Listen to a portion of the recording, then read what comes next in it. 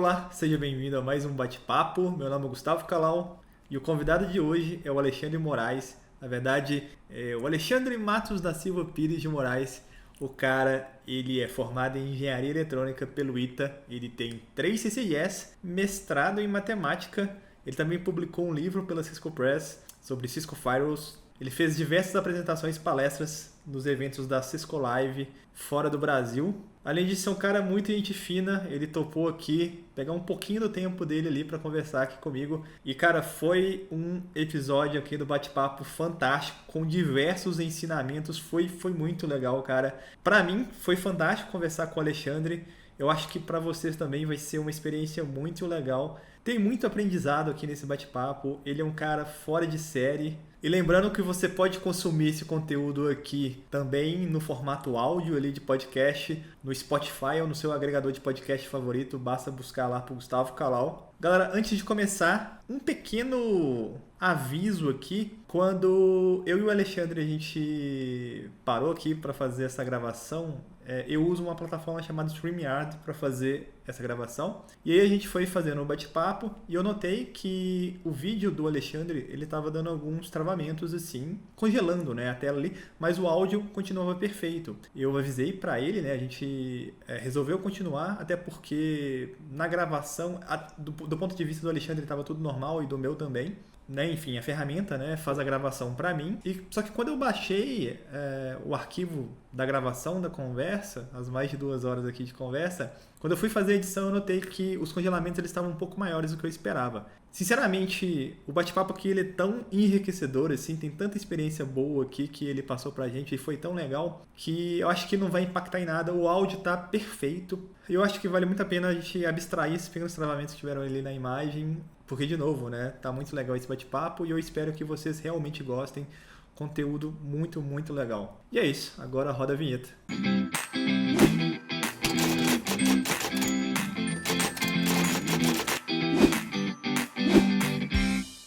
Primeiro, eu queria agradecer imensamente seu tempo, cara.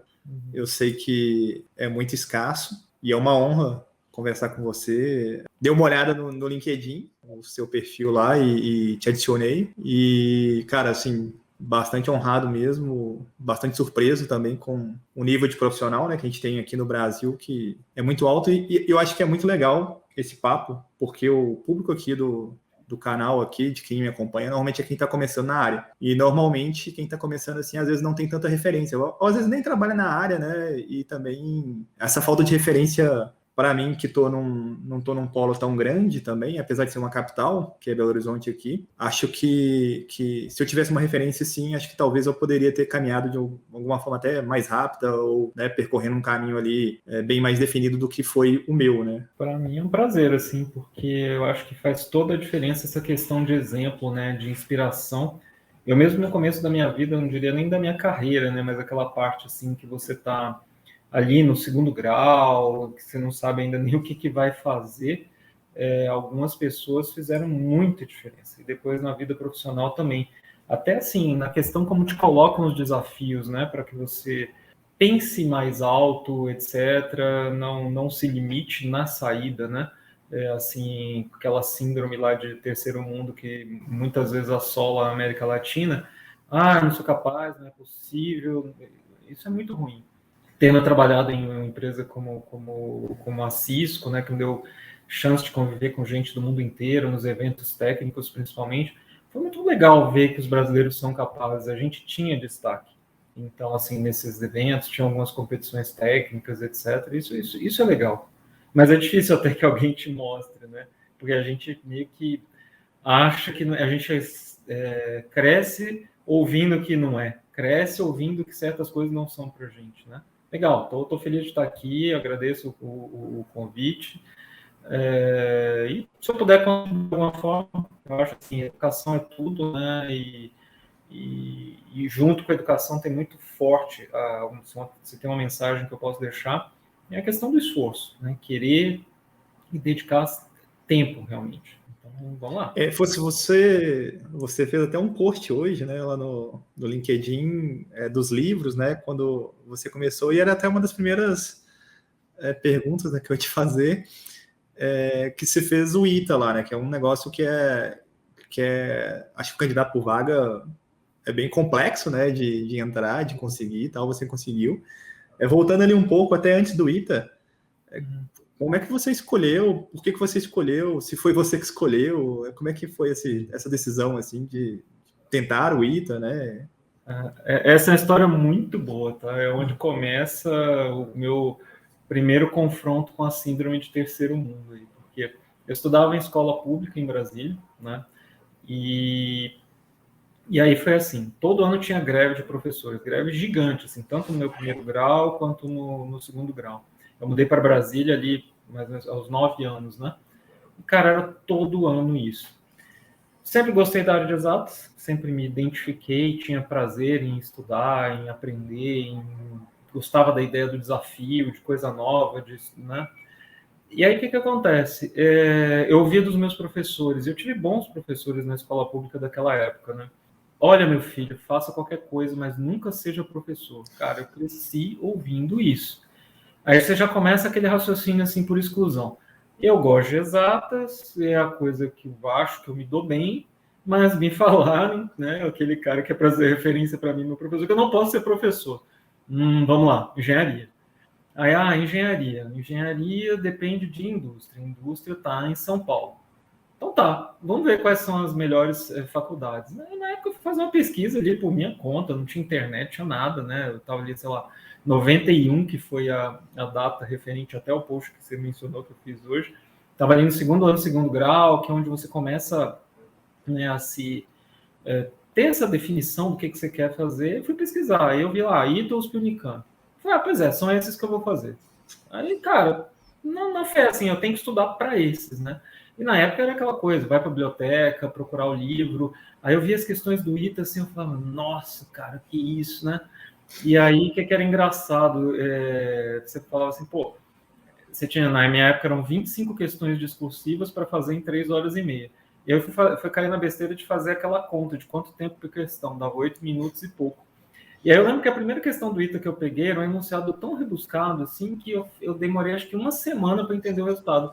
Eu falei, cara, eu tô bem, né? Em uma semana eu não consegui entender o enunciado de uma questão, vou ter que fazer 25 em 3 horas e meia. Tô bem. Mas aí vem aquela história da persistência, método, né? E aí você vai tentar, você vai se ambientando ali com a linha de raciocínio e deu certo. Tive pessoas que me ajudaram no caminho, muito esforço, né? Eu brinco que eu fiz o curso, sim, super intensivo Moraes. Porque, cara, eu estudei muito, assim, por conta própria, justamente para tentar suprir essa dificuldade aí da deficiência, assim, de conteúdo da escola pública. E acabou que eu também não sabia disso, tá? Mas eu fui o primeiro aluno de escola pública em Brasília a passar no ITA. Então, assim, teve isso ali logo no início da carreira. E o que é mais bizarro? Quando eu estava estudando, pô, tinha destaque na escola, ia bem. Aí as pessoas me perguntam, o que você vai fazer de vestibular? Vou fazer engenharia. Onde? ITA Unicamp, foi para esses que eu me inscrevi. Não, cara, não faz outra coisa, você não vai passar nisso não. Todo mundo, né? Então você fala, cara, se eu não acreditar em mim, quem é que vai acreditar, né? Então eu acreditei muito, assim, que o estudo, o esforço poderiam fazer diferença. Sempre tive muita fé, acreditava muito em Deus, assim, acredito, né? Fazendo a minha parte e, assim, agradecendo que tinha essa capacitação, que tinha essa facilidade e aqueles recursos materiais humanos que se fizeram necessários apareceram ali a seu tempo. Então, assim, antes de qualquer coisa, eu sou muito grato. Então, assim, a engenharia veio daí, não matemática, não física, por estudar em escola pública e por causa das greves. Mas é uma coisa muito legal porque a engenharia traz uma forma diferente de pensar, né? Tá, mas só voltando um pouquinho aqui, quando você foi aprovado lá no ITA lá, tipo, como foi a sensação, assim, tipo, foi uma parada... Eu achei que fosse um trote.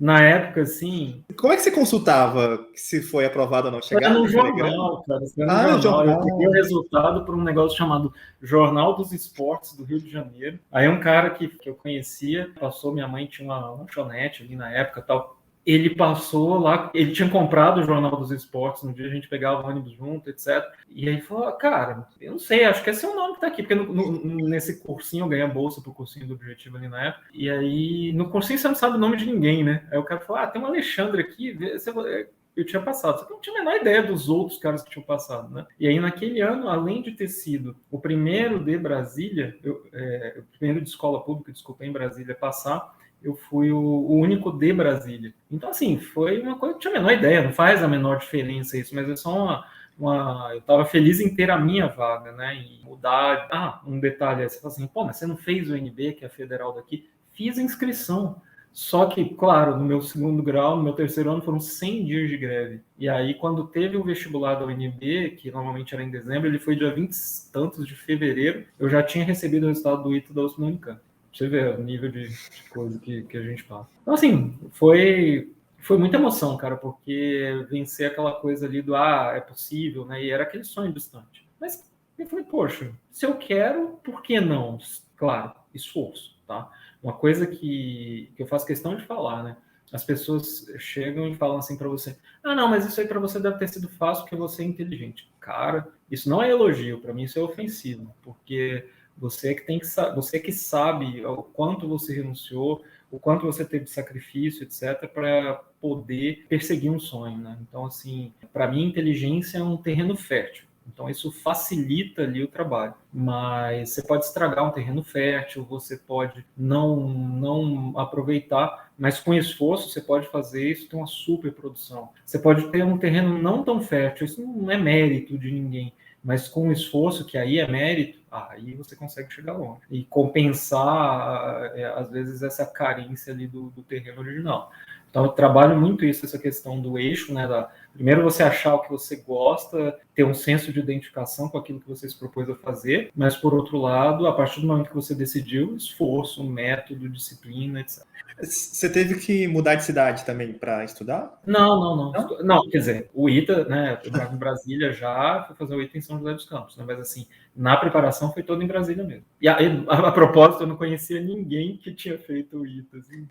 Tem até uma história bizarra que foi não, para passar no ITA você tem que tirar 9 e 10. Cara, fui fazer a primeira prova ali, né? Acho que foi uma prova de física, se eu não me engano, foi super difícil. Eu fiz 15 das 25, assim, certeza do que eu estava fazendo, eram provas discursivas, depois eu descobri que eu acertei exatamente as 15 que eu tinha feito, mas eu saí deprimido da prova, falei, cara, tem que tirar 9 e 10, ferrou, né? Mas não precisa, né? Então, assim, não é isso, só que essa desinformação também te coloca para baixo. Então, agora, a vantagem da ignorância é uma benção nesse caso, é que vai lá para fazer o seu melhor possível. Calhou de ter sido o suficiente. Depois que você dedicou ali, entrou lá no ITA lá, a formação foi, entre aspas, tranquila ou foi muito mais difícil do que você imaginava? Tranquila? Isso tem uma palavra que não se aplica. Foram 5 anos mais longos da minha vida, o maior desafio intelectual que eu tive na minha história. E o que eu falo, né? Assim, sempre com aquela perspectiva de mercados futuros, porque você está ali só se lascando, ninguém está nem aí para você se você vai se formar ou não. Não estão nem aí se só 10% dos alunos foram aprovados, você que dê conta. E você não ganha nada para isso. Hoje você pode estar na super empresa, ter aquela exigência e tal, cobrança, mas você ganha para isso, você tem né, muitas vezes prêmios, etc., nesse tipo de empresa, mas lá não, era só aquela perspectiva de um dia dar certo e talvez mudar de vida. Então, isso faz uma diferença. Né? Quando você sai do ITA, você tem que dedicar um tempo para servir alguma coisa ou você pode ir para o mercado direto? Como é que é? Não. Você lá dentro, no ingresso ali no vestibular e talvez ao longo do curso eles não essa opção, chama justamente fazer a opção pela carreira militar. Então tem alguns caras que já entram como militares e cursam como militares e que recebem por isso, e tem os alunos que são civis, todos dentro de uma base militar. Uma coisa curiosa, assim, mas os professores são militares, etc. Cara, eu tive um professor militar em 5 anos. Então foi só, que tinha sido formado lá, o resto não, todos civis. Tá? E o grande lance, assim, né, que nada tem maior respeito aí pelos militares, mas assim, é uma coisa, ou você se identifica ou não, né? Tem aquela galera que vibra com isso, mas não era o meu caso. Agora, um lugar muito sério, né, e que exigiu o máximo, e que sobreviver aquilo ali é uma prova de fogo. A galera que se forma ali, cara, grande parte dos meus amigos vieram dessa época.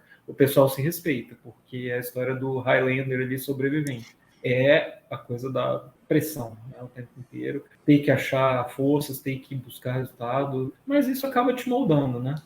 Não me arrependo em nenhum instante. Agora, se alguém falar assim, ó, vou te dar uma grana para fazer o ITA de novo, cara, tinha que ser pelo menos uns 5 milhões de dólares, assim, para começar. Não que eu nunca ganhasse essa grana, mas, assim, dá preguiça de pensar no esforço, assim, absurdo que eu fiz. E, claro, pô, tinha 17 anos, você tinha energia, né? E aí o outro recado para a galera é o seguinte, bicho, você quer estudar? Estuda logo agora, né? Começa cedo, porque essa energia vai decaindo, principalmente depois que você começa a ter os seus primeiros frutos ali de carreira, etc. O que é bom é que você experimenta essa coisa do conforto, você vai ficando com mais preguiça, né? De chegar e renunciar ao seu tempo livre e fazer esses investimentos, né? Você pode fazer estágio durante o ITA, ou depois que você... Na minha época só era permitido no quinto ano e no máximo 2 dias por semana. E tinha que ser aprovado realmente por eles. O quinto ano é o ano mais fácil, entre aspas, porque você já fez todas aquelas matérias obrigatórias ali, todos os requintes de crueldade. O quinto ano fica ali para você fazer o trabalho final, que chama trabalho de graduação, e o estágio, basicamente, são aquelas matérias opcionais. Então, o pessoal realmente é bem mais leve do que os outros anos. Mas aí você tem que correr atrás de estágio. Engenharia, o que você fez? Eu fiz eletrônica. Quando você foi para o mercado, você passou ali um tempão ali na Cisco, né? Foi a sua primeira empresa depois que você saiu? Né? Foi. Foram 16 anos na Cisco, né? Na época, assim, de novo, para mim, aí as coisas não acontecem por acaso. Para mim, não estou aqui para convencer ninguém de nada, mas eu falo de uma convicção que é minha, uma coisa pessoal que para mim é importante. Nada é por acaso e eu acredito que tem a mão de Deus ali do universo invisível. A Cisco, naquele ano, fez um processo de trainee e aí eu fui selecionado e, curiosamente, a Cisco já tinha um projeto para abrir um escritório em Brasília. Então, eu entrei na Cisco São Paulo. Na verdade, fiz 2 meses de estágio na Cisco São Paulo, no meu último ano de faculdade. Aí já entrei no processo de trainee no ano seguinte, ali me formei em dezembro, em janeiro eu já estava como trainee, e olhando com essa perspectiva de futuro de vir para Brasília para abrir o escritório aqui. Foi isso, eu, claro, obviamente abracei ali a causa, né? E curiosamente, no quinto ano, nessas matérias opcionais, eu me lembro que eu pensei, isso em 1997, tá? Eu estava cursando meu quinto ano de faculdade. Eu vi lá as matérias de redes, assim, conceitos de redes, né? Eu falei, cara, esse negócio de rede de comunicação vai dar certo e tal. Eu escolhi isso. Veio aquela visão transcendental, aquela voz do além, assim, e deu certo. Isso acabou sendo usado lá na entrevista, etc., né? Apesar de não entender grande coisa ali, né? Fui aprender de verdade no mercado de trabalho. Foi legal, assim, ter tido esse interesse, ter tido esse insight. Então, eu nunca trabalhei com eletrônica diretamente, mas eu usei essa bagagem da engenharia direto na área de rede. Você estava ali o quê, com 23, 24 anos? Eu me formei com 22. Né? 22? Quando você... Caramba, você estava ali com 22, entrou na Cisco ali, e já no segundo ano você tirou seu primeiro CCIE? Com 24, é isso? Não, eu tinha acabado de fazer 25, né? Aí eu tirei o primeiro CCIE. Você deve ter sido, na época, um dos mais novos a tirar CCIE, né? No Brasil, então. Sim, acho que sim. Não, teve um outro amigo também do ITA, que é o Alan, que acho que é onde eu sei continua na Cisco hoje, que ele tirou um pouquinho antes de mim. Então foi aquela galera ali bem, bem perto mesmo, que foi atrás e tirou. Foi mais fácil do que o ITA, né? Cara, é um super desafio assim, de organização, de estudo, de conceito, né, de dedicação, de preparo físico, porque o lab tem ali que você ficar concentrado durante 8 horas, mas como eu falei, nada se compara ao desafio intelectual que, para mim, né, na minha visão, que eu passei no ITA. Mas é uma super jornada. O CCE tem um peso enorme e fez uma diferença absurda na minha carreira. Quando você entrou lá esse currículo lá do Blueprint, lá do CCE, você meio que já trabalhava com isso diretamente ou indiretamente? Ou como que foi para você pegar? Porque você não tinha experiência, né? Você veio da faculdade. Isso. Então, só que quando a gente entrou ali na Cisco, como eu falei, teve um programa de trainee, né? Então a gente fazia acompanhava algum engenheiro que já trabalhava, e aí você ia tentando aprender ali aquelas coisas do dia a dia, o que era o dia a dia do trabalho. Na época, o programa de trainee tinha um propósito ali de fazer com que você girasse entre essas várias áreas possíveis com os engenheiros dos primórdios da Cisco do Brasil, mas meio que não aconteceu isso, porque os caras gostaram ali do espírito da galera. Ah, não, deixa esse aqui mesmo, não, já fica esse aqui na minha área. E aí, muito rapidamente, eu fui meio que abduzido já para a segurança ali, logo no início, né? Então, isso também não foi aquela coisa assim idealizada, foi algo que aconteceu ali, foi uma coincidência, de certa forma, eu ter ido logo no início para a segurança. Pra você ter uma ideia de como estava começando a coisa, a Cisco tinha uma área nessa época que se chamava SAM, que era Security, Appliances and Management. Então, assim, era aquele bloco não rede, né? Então, tudo que era de segurança, appliances de internet, por exemplo, a Cisco tinha um produto chamado Local Director, que era o primeiro balanceador de carga dela. Aí tinha um micro web server, essas coisas, e tinha a parte de gerenciamento de redes, né? Então eu fui para esse bolo aí primeiro. E, cara, aí fui aprendendo ali, gostei da área e me dediquei. Mas o primeiro CCIE seu lá que você tirou era o Route Switch, né? Sim, até porque nem existia outro, né? Não existiam os outros. No ano 2000 só era CCIE, ponto. Aí depois é que eles começaram a criar essa distinção e fazer outras carreiras, né? Então, o primeiro foi o Routing Switching, que eu continuo recomendando. Se você me perguntar, assim, é o que mais conta, pelo que ele representa em termos de entendimento da tecnologia. Isso é só a minha opinião. Não, hoje virou Enterprise, né? Eles mudaram o nomezinho ali de Routing Switching, né? Enfim, mas é a mesma ideia, né? Nesse primeiro lab que você fez aqui no Brasil mesmo? Era só fora? Não, foi no Brasil mesmo, ali em 2000. Na minha época, para você ter uma ideia, tinha na prova escrita caía assim as pilhas, né? AppleTalk, o IPX/SPX, né, que é o equivalente ali do TCP/IP, mas que vindo do mundo novel. Mas tinha umas coisas bizarras que eu tenho certeza que a maioria da galera nunca ouviu falar. DECnet, AppleTalk, Banyan Vines, Apollo. Cara, tinham várias pilhas que concorreram ali, inspiradas pelo modelo OSI, para tentar se estabelecer. Uma que foi um pouquinho mais longe foi ali a da Novell, o IPX, pelo poder da Novell em termos de redes locais, sistema de diretório ainda foi, mas depois o TCP/IP realmente se estabeleceu. Mas a gente pegou essa transição. Eu lembro que eram 6 ou 7 blocos, assim, fora o próprio tentativa comercial do modelo OSI, né, que ainda trouxe lá o ISS, que ainda é usado hoje, inspirado, né, lá no OSI, mas ficando o IP. E na minha prova de lab do CCIE, eu tive AppleTalk, IPX e SDN, bastante ATM, essas coisas. Tive essa vivência e ainda peguei o lab no formato de 2 dias, né? Você tinha o primeiro dia, e aí assim eles iam fazendo a conta de quanto que era o mínimo que você precisava a cada estágio para fazer o próximo. Aí de manhã, no segundo dia, você tinha um outro pedaço que era avaliado, e a terceira parte, à tarde, era o que eles chamavam de troubleshooting. Então o cara destruía tudo que você fez e era aquele jogo dos erros que você tinha que ir lá e descobrir, consertar e documentar o que você arrumou. Então, E era lab físico mesmo, né?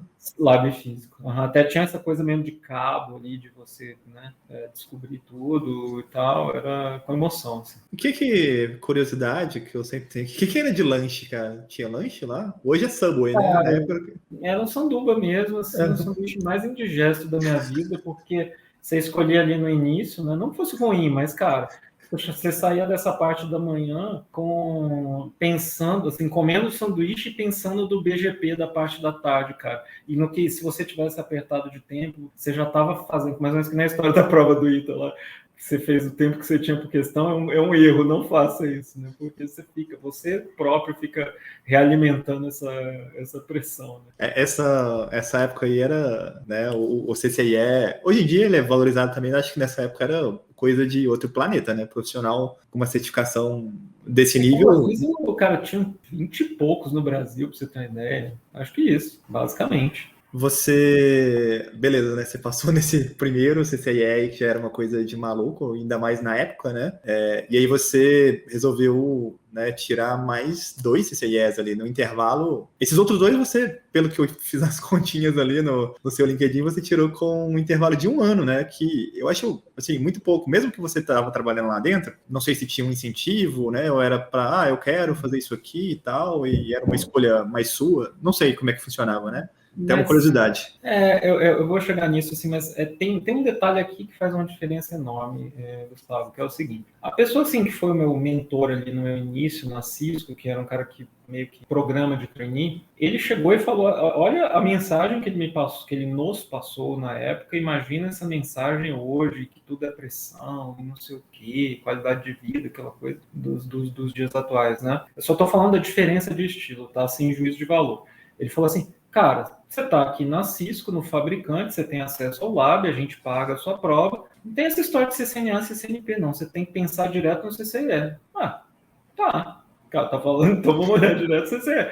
Então, assim, só que na época, até por estar no início da carreira, você nem dimensiona isso. Qual que é a parte boa? Se acertasse o tiro, era aquele tiro grande. Qual que é a parte ruim? Quando você vai no CCNA, CCNP, você tem essa sensação do progresso, né? Os gringos chamam de milestones, né? Você vai cumprindo esses requisitos e vai tendo essa medida. Mas hoje, de verdade, eu achei muito bom, assim, ter feito direto, né? Não passei de primeira, tá? Então, assim, passei na segunda tentativa. Mas é aquela história, sem qualquer coisa de tentar justificar, não sabia nem como de começar quando eu fiz a primeira prova, sério, assim, de gerenciamento de tempo. Não tinha nenhum curso desses de Internet Network Expert, esses, né, IP Expert que tem hoje, que ajuda. Não estou desmerecendo nada, não estou falando, eram outros tempos em que você tinha que imaginar, né, ali o cenário, etc., você explorar por conta própria, muito diferente, né? Então, assim, foi uma aventura, mas graças a Deus deu certo. Aí depois foram surgindo os outros CCIs, aquilo que eu falei. No início ali da minha carreira, eu já fui jogado nesse mundo de segurança, assim, né?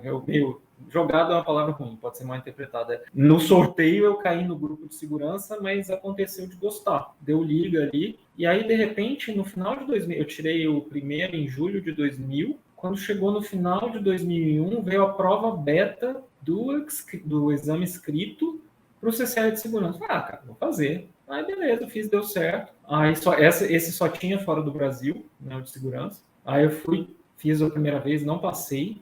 Essa primeira vez eu tinha estudado muito, assim, porque era uma coisa do meu dia a dia, mas o mix aquela história também de não conhecer, né?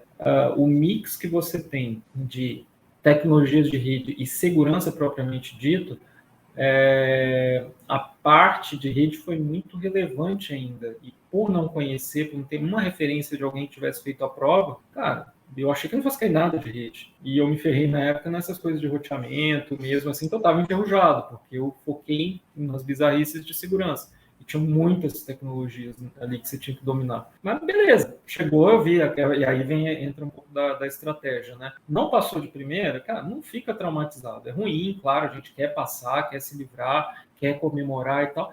Vê qual foi o delta, o que faltou.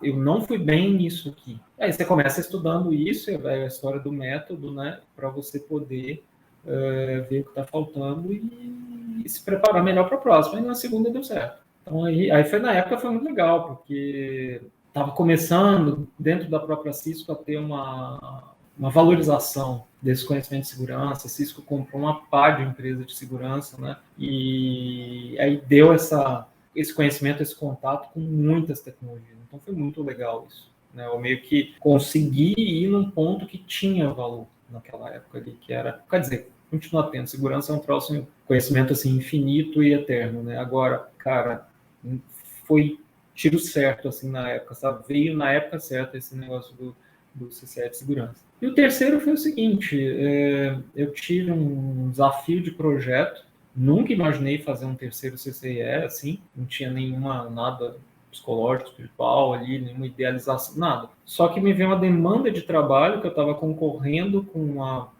um cliente.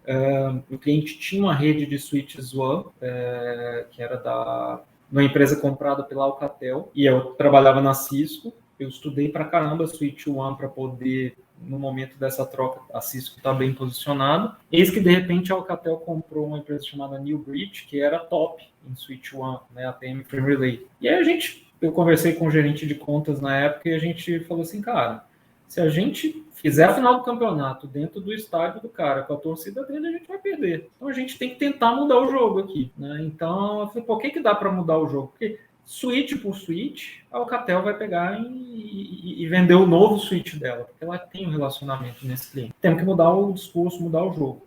Aí, MPLS. Cara, MPLS na veia, assim, isso foi em 2001, foi antes do CCIE de segurança, eu nem imaginava que pudesse ter um CCIE de MPLS, digamos assim, e tive que estudar por uma demanda do trabalho. Eis que, depois do CCIE de segurança, estava estudando MPLS na veia, a gente conseguiu mudar o discurso, conseguiu ganhar o projeto, o cliente montou uma rede MPLS, substituindo todos os switches One, e aí eles lançam um CCE chamado, na época, chamava Communication and Services, que depois mudou para Service Provider. Cara, o Communication and Services era curioso, porque ele tinha, assim, uma prova, a prova escrita era uma prova de tecnologia de acesso. Aí, na época, olha as opções, Dial-Up, Optical, ADSL, Cable Modem, Wi-Fi, não era nem Wi-Fi, era um wireless, sei lá, um wireless diferente ali, e não era Wi-Fi, não. E One Switching. Eu olhei para aquilo ali e falei, cara, a coisa mais perto do meu mundo é One Switching, mas foi a prova difícil demais a qualificação, cara. Só detalhe, assim, muito, muito, muito específico. Eu lembro que até hoje, assim, precisava tirar 70 na qualificação, eu tirei 72. Foi aquela prova, assim, raspando, porque eram 100 questões, né? Dificílima a prova. Eu lembro que eu passei ali Natal e Ano Novo, de 2002 para 2003 estudando, deu certo, eu fiquei super, super feliz. Aí fui para... Falei, cara, estou estudando isso, o gol tá aberto, já que lançar, vou fazer. É aquela história, né, que eu falei, você é novo, né? Tem energia, já estava ali no embalo, tinha esse recurso do fabricante, do acesso ao lab, deles reembolsarem a prova. Falei, cara, enquanto eu tenho força aqui, vou fazer. E aí deu certo. Na sequência, nesse mesmo ano de 2003, em agosto ali, foi quando eu tirei o CCIE, e em dezembro nasceu meu primeiro filho. Então, assim, foi onde eu falei, não, agora chega de CCIE. Não, assim, porque tinha que viver esse outro lado, né? Da atenção e tal. Então, assim, foi bom ter feito isso antes, né, do processo. Quando eu fiz um CCIE, né, 2 tentativas.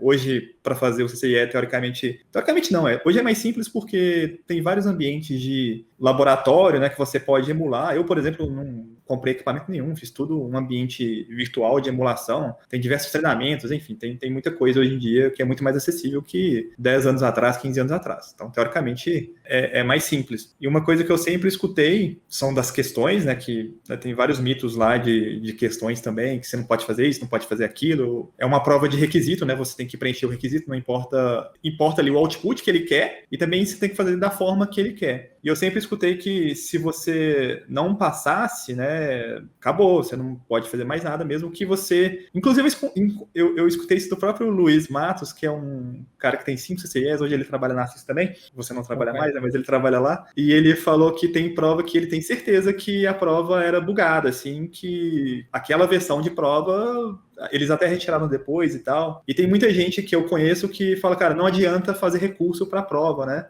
Você vai gastar, você desembolsa uma grana para a prova ser revisada. Se você acha que passou e que a correção foi errada, você tem direito, né? Você paga lá uma taxa lá e eles revisam a sua prova. E o mito que eu sempre escutei cara, não adianta fazer isso porque nunca ninguém passa. E você me contou que você conseguiu, né? Queria que você contasse essa história, cara. Essa história, cara, é muito boa. Quer dizer, boa depois que você conseguiu o resultado positivo. Viver isso foi muito tenso. O que aconteceu? Como eu falei, né, o foco ali era MPLS, eu estava estudando MPLS na veia ali por conta desse projeto prático. Então, para mim, eu estava ali fazendo troubleshooting mental de MPLS e tal, assim, de tanto que eu mexia, porque eu era aquele... Apesar de ser engenheiro de sistemas, que é uma função ali de pré-vendas na Cisco, eu estudava sozinho, né? Eu tinha esse prazer ali de estar estudando e tal. Então, eu tinha que me virar e beleza. Aí o que aconteceu? Olha que tem um fato muito curioso, muito particular. O MPLS ele tinha essa divisão assim, o Cell Mode e o Frame Mode na parte ali do ATM, né? E você pode configurar ali das duas formas, né? O Cell Mode tem a história de um Label Switch Controller, um cara que é externo, que controla o router, etc. Aí quando eu li a lista de equipamentos, eu vi a lista de equipamentos da prova, eles falam router, cara, isso aqui então é frame mode. Beleza, consigo emular essas coisas no meu lab, na época não tinha nenhum desses emuladores. Consigo eu criar um ambiente com routers e switches reais, mas que o foco, o MPLS roda em router. Beleza, fui feliz para a prova e tal. Cara, caiu um bloco de questões assim naquela parte final, né, da prova, que é a interação com o backbone externo, com aqueles elementos que você não... Todas as provas que eu fiz tinha isso, pelo menos, né? Que você não tem acesso, você tem que interagir com eles, mas você não os configura, e que era cell mode. Então os caras, eles disfarçaram desse jeito. Então, assim, você só configurava router, de fato, mas um dos routers era um router que controlava um switch ATM. E eu não estava preparado para isso. Aí foi isso que faltou na minha primeira prova, né? Então, assim, aí não passei e tal. Eu fiquei bem traumatizado com essa, assim, no sentido... Decepcionado, assim, traumatizado não é a palavra. Assim, pô, mas eu estava tão bem preparado e eu nem entendi que era possível isso, né? Cair um salmão. Beleza, aí fui para a segunda prova super bem preparado. Tanto é que eu fiz, assim, 6 horas das 8.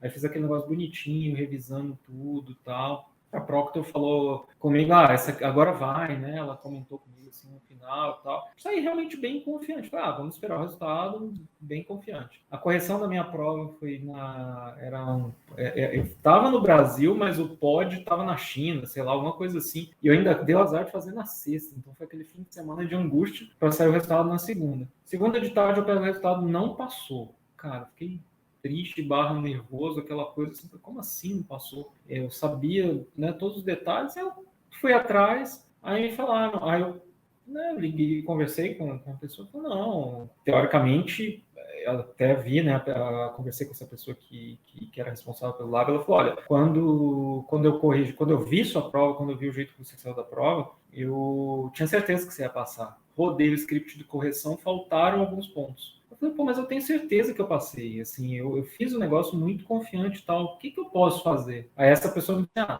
existe a figura do recurso, você tem que pagar $250 e tal, se você passar, eles te devolvem, se eles te derem ganho de causa, eles te devolvem, se não, morreram os $250. Além. Eu conversei com o meu chefe na época, ele, não, vamos lá, tal, beleza, aí fiz o recurso. Cara, eu lembrava cada debug, cada log que eu tinha visto na prova, eu escrevi tudo em inglês ali e tal, o quanto antes e mandei o recurso. E aí, o que é curioso, né? E aí a coisa da filosofia da prova do CCE. O CCE não é uma prova de best practice. É uma prova de fazer o que está sendo pedido no enunciado. E aí um dos meus argumentos na época foi o seguinte, o CCE não é uma prova de best practices. O enunciado era tal e eu fiz o que estava no enunciado. Se fosse uma prova de best practices, eu teria feito assim. Ao colocar esse enunciado, vocês me induziram a fazer desse jeito. Aquela história, eles não disseram quais eles reconsideraram, eu pedi revisão de 3 questões na época, mas um mês depois, um mês de sofrimento e, né, dor de barriga depois, assim, cara, aí veio o resultado, que eles tinham reconsiderado que eu tinha sido aprovado. Nossa, isso eu fiquei feliz de verdade, assim, porque foi aquela vitória dupla, né? Você imagina, meu filho nasceu em dezembro, se eu não passasse nessa, já ia ser aquele negócio assim que pô, baixo moral, energia, aquela coisa, mas felizmente deu certo. Você foi o primeiro candidato que eu conheço que conseguiu um recurso. Eu lembrava de tudo que eu tinha feito na prova, tudo, cada log, cada debug, cada coisa, eu descrevi isso lá e tal. Então, assim, isso foi com emoção. Muita gente faz o mesmo comentário que você, tá? Eu nunca conheci e tal, tô aqui. Acabei, assim, não por querer, eu acabei sendo pioneiro nisso também, assim, no Brasil. É muito bom, cara. Beleza, né? Em 2003 ali você já tinha 3 CCIEs ali, é um currículo hoje em dia invejável também, mas na época provavelmente era uma coisa de outro mundo. Devia ser ali, sei lá, o pessoal pedir para tirar foto ali, né, no escritório, devia ser. Eu não sei, o pessoal falava, mas, cara, aí você tem que tomar cuidado com o peso da responsabilidade, né? Porque o que acontecia? Chegava, às vezes até, eu já lembro uma reunião, o presidente da Cisco, na época, foi comigo, um daqueles clientões clássicos, assim, gigantes, né, da Cisco. E aí, assim, o cliente reclamou, não, estou trazendo aqui o cara que tem 3 CCIS, pode ficar tranquilo. E assim, pode passar o problema e responsabilidade e peso nas costas, né? Então, assim, mas, cara, pra você ter uma ideia, tinha um negócio na época que chamava CCIE Population, né? Então, você via lá no mundo, com essa combinação dos 3 CCIS, quando eu passei, eu fui o 16º no mundo. Então, assim, para ter uma ideia tinha já milhares de CCIS, mas com a combinação dos 3. E aí, como foi o primeiro da América Latina, né? Ficou bastante tempo até que tivesse 3, viu? Pelo que eu sei. O pessoal esperava que você fosse no cliente, encostasse no equipamento, ele voltava a funcionar, né? Encostasse na rede, ele voltava a funcionar, né? Tipo, chegou o cara aqui que vai resolver. Eu não era um cara de pós-vendas, né? Era um cara de pré-venda, de projeto. Mas aí entra uma coisa que eu sempre, filosoficamente, eu questionei muita gente dentro da própria Cisco. A galera, sei lá, mais tarde ali, né, meio dos anos 2000 para frente, CC é uma coisa de pós-venda, assim, quase com a justificativa para não estudar e tal. Cara, você está no fabricante, você tem o acesso ao lab, você tem aqui o reembolso de uma prova que é caro, isso é um salário direto, pô, vai lá e faz. Se você está vendendo, o fato de você dominar, de você saber, você ter mexido, faz uma diferença enorme, até na credibilidade, na confiança que você transmite ao cliente, ao optar por aquele tipo de tecnologia. Então, assim, é outro nível de segurança. Quantas vezes eu estava em um cliente, aí o cliente me vinha com aquela pergunta assim, escabrosa, aí eu lembrava assim, cara, eu já fiz um lab um dia em que isso apareceu, eu ia lá e estava lá. E aí entra um negócio que eu veio da matemática, tá? Para a área de redes, que é o seguinte: documente tudo. Então, eu montava meus labs, eu documentava tudo. Essa é a config inicial, tá aqui o que eu explorei, o comando, não sei o que, mudei isso, aconteceu isso. Esse espírito, assim, de investigação mesmo. E, cara, funcionou, né? Então, eu gostei pra caramba dessa jornada do CCE. E depois foram vindo outros desafios, outras coisas, né? Para outros domínios aí para eu me desenvolver. Então, assim, foi muito legal ter percorrido isso, me ajudou muito na carreira, me deu um aprendizado bem legal, mas depois eu não cogitei mais fazer, entendeu? Assim, porque tinham outras coisas para explorar. Talvez, vendo aqui, né, de fora, a sua carreira, assim, tem, né, para você tem muita coisa que é meio que, não sei se pioneiro ou de vanguarda, porque o do ITA meio que foi o primeiro ali de Brasília, né, o CCS ali, os 3 também, entre aspas, o primeiro ali da América Latina. E também tem um livro, né? A história do livro, né? Que eu acho que é o primeiro brasileiro, né? E acho que até hoje é o único, né? Não. Essa informação é bem. Eu faço questão de colocá-la de forma precisa. Uma das pessoas que, inclusive, foi um dos revisores técnicos do meu livro, um cara fantástico chamado Maurílio Gorito, ele foi o primeiro brasileiro a participar da escrita de um livro da Cisco Press. De novo, sem nenhum demérito, não é isso. Eu digo assim, o desafio foi diferente, porque ele já morava nos Estados Unidos, ele trabalhava nos Estados Unidos e escreveu como coautor esse livro com um cara americano, alguém gringo que era native speaker de inglês, que não era o meu caso. O meu caso foi pioneiro no seguinte: um cara que morava no Brasil, que teve que subir a montanha ali para convencer os gringos, sem nenhum outro gringo como coautor, que era possível para um brasileiro escrever. Conta essa história aí, então, cara. Como é que acendeu sua... É uma história bem interessante, porque eu estava assim, entre 2006 e 2009, basicamente, eu ia para São Paulo quase que sempre morando em Brasília, tá? Eu ia para São Paulo quase toda semana para desenvolver esse trabalho aí do mercado de segurança, né? Eu trabalhei com uma pessoa na Cisco que era o responsável, como se fosse o gerente, o BDM, o gerente de desenvolvimento de negócios de segurança, e eu fazia o papel do consultor, mas não tinha esse cargo, né? Então, eu trabalhei para caramba ali com a área de segurança, projetos ali de Firewall, PS, VPN, etc. A parte lá de AAA, essas coisas todas. E sempre me veio na cabeça, assim, eu sempre tive dentro de mim essa coisa do escrever um livro, né? A primeira vez que eu considerei na minha vida escrever um livro, eu estava no segundo ano do segundo grau, uma aula de física na escola. E aí, a galera viajando, né? Assim, os meus colegas de classe ali não estavam acompanhando ali aquela aula, e eu falava assim, eu pensei assim, cara, pô, não é possível que isso está sendo ensinado desse jeito, né? Um dia eu vou escrever um livro para mostrar que isso pode ser mais fácil. Foi só o meu pensamento ali, interno, entendeu? Então foi a primeira vez na vida que eu cogitei escrever um livro. Aí na época do ITA, eu era apaixonado ali por geometria, né? E aí eu vou escrever um livro de geometria. Assim, claro, nas férias e tal, escrevi. Tô com um tempo sobrando aqui no ITA, vou escrever um livro. Não foi muito tempo sobrando, não, que foi bem difícil. É porque Mas eu você tinha que gostava gostar tanto, muito, cara. eu estudava assim, tinha prazer mesmo de estudar, né? E aí foi muito engraçado, cara, que às vezes você não sabe nem onde está pisando, né? O meu guru matemático, que eu sempre homenageei lá nas coisas no meu livro, ele já faleceu, um senhor japonês chamado Seiji. Ele chegou para mim assim, na época, telefone fixo em casa, né? Não tinha celular nem nada. Aí ele, posso passar aí na sua casa? Estava de férias em Brasília. Você disse que vai escrever um livro de geometria? Tá bom, eu preciso conversar uma coisa com você. Aí ele me trouxe uns 20 ou 30 livros assim, em inglês maravilhosos, um melhor que o outro. Assim, ó, meu filho, lê isso aqui primeiro, aí depois você pensa em falar, em escrever alguma coisa. Foi engraçado. Aí, cara, eu fiquei devorando lá os livros que ele me trouxe para poder formar a ideia. Então, beleza. E aí eu comecei um projeto, né, o Gustavo, de escrever livros de matemática. E, curiosamente, toda uma conjunção astral favorável, vamos chamar assim, eu fui parar na editora FTD, em São Paulo, conversar com a pessoa que editava os livros de física e matemática da FTD, que era uma das maiores editoras didáticas da época, né, de livros assim, para ensino, e ela falou, eu quero que você escreva uma coleção de 10 volumes que dentro do Gelson Iese, porque eles gostaram ali do... Caramba, por um lado você fica honrado, por outro lado é aquela carga, né?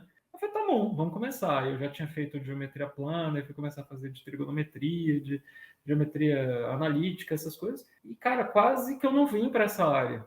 Eu ia montar um cursinho em Brasília, né? Então, essa é uma história que pouca gente conhece. Aí, por coisas aí do destino, inclusive esse meu guru, que seria um sócio do curso, ele teve inúmeros problemas de saúde, era um senhor já, e não saiu mais do hospital. E aí uma outra pessoa do grupo teve um outro problema, e de repente eu estava ali, cara, preciso fazer alguma coisa, e foi onde eu, então, volta para a engenharia. Mas sempre com essa coisa de escrever. O projeto do livro ficou congelado, eu pedi desculpas para a editora, falei, vou me dedicar aqui para a carreira. Aí, voltando lá. O escrever o livro tinha muito assim, por um lado, essa coisa da realização de escrever, que eu gostava, que eu já tinha tido essa ideia lá atrás, download do seu cérebro em função do tanto que você estava estudando aquela área específica, mas numa área que você já tinha um nome, já tinha uma história ali no mercado, né, com redes, com segurança, né, a história do CCIS e tal, palestra em evento de mercado. Eu falei, cara, e a terceira coisa, a terceira componente, assim, a perspectiva de leitor. Faltava um monte de conteúdo. Eu falei, pô, eu vou fazer um livro, aquele livro que eu gostaria de ler, né, que tem aquelas coisas que estão faltando. E, por exemplo, naquela época, em 2011, que foi quando eu publiquei, por exemplo, foi o primeiro livro a ter lá, como que Firewall tratava IP multicache, Firewall com IPv6, estudo dos protocolos de telefonia através do Firewall, integração ali com a parte do AAA e várias outras coisas. Então foi um negócio legal, assim, desafiador realmente de fazer e com essa perspectiva de você encarar, né, uma coisa diferente. Foi 1 ano e meio ali escrevendo, tinha meu trabalho normal, mas escrevendo de noite, fim de semana, férias, etc. Foi bem... E você estava escrevendo num outro idioma, né? Sim, sim, sim, sim. Mas assim, eu decidi escrever direto em inglês mesmo, né? E assim, até porque uma das pessoas homenageadas lá no meu livro tem aquela parte assim, umas são as dedicatórias, outras são os acknowledgements, que são esses reconhecimentos. O cara, eu não falo a frase lá no livro, né? Quem lê o prefácio do livro não tem a frase. Eu falo assim, ele falou uma frase e me convenceu a escrever em inglês. A frase foi assim, escreve essa porcaria em inglês, deixa de ser burro, o público é muito maior. Então, assim, eu falo isso porque foi engraçado. Foi que mesmo, você tem razão, né? Não vou pensar pequeno, não. Aí foi, Dante, vou fazer em inglês, a gente já lê tudo em inglês mesmo e tudo bem. E aí uma coisa que pouca gente sabe também, a Cisco Press é apenas um logo editorial do grupo Pearson Education. Então tem um cara dentro da Cisco, é uma espécie de um account manager, que é um proxy ali para você falar com a Pearson. Então ele meio que vai defender o seu projeto. Pô, foi uma trabalheira para achar esse proxy lá, entendeu? Ninguém, como não tinha com quem falar, até descobrir o cara. E aí, de novo, né? Parece a história do recurso lá do livro. Eu lá fiz um projeto, tem que fazer uma espécie de business case. Audiência primária, secundária e terciária, para quem que você vai vender, por que você vai vender, serve para a área acadêmica ou não, quem são seus concorrentes, por que precisa de mais um nível de... Cara, é dificílimo isso, né? Parece simples, mas você colocar no papel ali para convencer os caras, né? Foi bem difícil. Mas uma vez que foi feita essa ponte com a Pearson lá, com esse proxy lá da Cisco, quem te cobrava pelo prazo? Era o cara da Pearson ou o cara Não, da mas Cisco? eu nem cheguei na parte do prazo ainda, tem a parte da aprovação, né? Assim, eu submeti um projeto, esse pessoal da Pearson ia analisar, né, esse projeto para dar o ok para a gente continuar, tá? E aí, cara, meses, os caras não respondiam. Eis que um dia eu cheguei e falei pro proxy da Cisco lá, falei assim, cara, me ajuda, né? Não tive nenhuma resposta. Meia hora veio a resposta. Não. Cara, eu fiquei chateado, para usar uma palavra leve, né? Falei, não é possível. Os caras estão tão de brincadeira comigo aqui. Ninguém nem leu isso, falou não ali por preguiça, né? Eu fiquei bravo, peguei, escrevi um recurso lá, falei para os caras, olha, deixa eu explicar para vocês. Eu posso escrever sobre assunto tal, tenho vivência e tal. Eu fiz essa proposta. Isso não serve, me diz outro tópico, mas eu quero escrever um livro da Cisco Press e me considero capaz. Aí o cara lá do lado da Pearson chegou e falou, não, desculpa, eu vou mandar um outro cara ler o seu projeto, não sei. Eles nunca assumiram, né, que não leram, mas assim, em um mês veio o ok, fizeram alguns ajustes ali de conteúdo e tal, e foi. Né? Aí passei de fase, veio o contrato. Não bastasse esse desafio inicial, 8 meses para ter o projeto aprovado. Aí, quando eu assinei o contrato, vem o editor e fala assim para mim, olha, estávamos aqui pensando, você não fala inglês nativamente. A nossa recomendação é que você contrate um escritor profissional às suas custas para escrever para você. Você entrega todo o conteúdo, ele vai escrever. De novo, né, fiquei bem chateado, né, e falei assim, olha só, deixa eu te explicar. Eu estou aqui porque eu acredito que eu sou capaz de fazer. Vocês têm que me dar, no mínimo, o benefício da dúvida, me deixa mandar o primeiro capítulo. Se no primeiro capítulo vocês acharem que não dá, aí a gente conversa, mas eu acho que é uma falta de respeito. Escrevi isso para os caras. Não, você tem razão, não sei o quê. Aí mandei o primeiro capítulo. Não precisa, então vamos. Mas, cara, aquela corrida com obstáculos, entendeu? Foram várias coisinhas assim. E lá no final, né, você perguntou do prazo, são 17 capítulos e um apêndice, né? Com o seu trabalho normal, todos os lábios fui eu que desenhei mesmo. Testei cada coisa que está no livro, foi testado. Eu idealizei o lábio, como gerar aquela situação em que você veria a funcionalidade em ação, etc. Trabalho infinito, né? Chegou lá eles me deram um prazo de 1 ano. Quando chegou ali, sei lá, novembro, o cara, olha, você tem 11 meses e 13 capítulos escritos. No seu sumário tem 17 capítulos. Eu estou entendendo que você vai me entregar um capítulo por semana daqui até o final do ano. Assim, cara, aí eu surtei. Eu falei, cara, não, na boa. Olha só, cara, eu tenho família, tenho aqui meu trabalho normal. Eu já escrevi 13 capítulos, faltam só 4 e 2 deles são relativamente simples. Pô, me dá um voto de confiança. Caramba, né? Tem certeza que vocês vão fazer? Eu não consigo te entregar 4 capítulos. Aí o cara pediu 1000 desculpas, não sei o quê. Cara, aí foram o quê? 14 meses, uma coisa assim, eu consegui entregar os capítulos todos. 14 ou 15 meses, consegui resolver ali. Aí beleza, aí deu certo e tal. Foi uma super realização.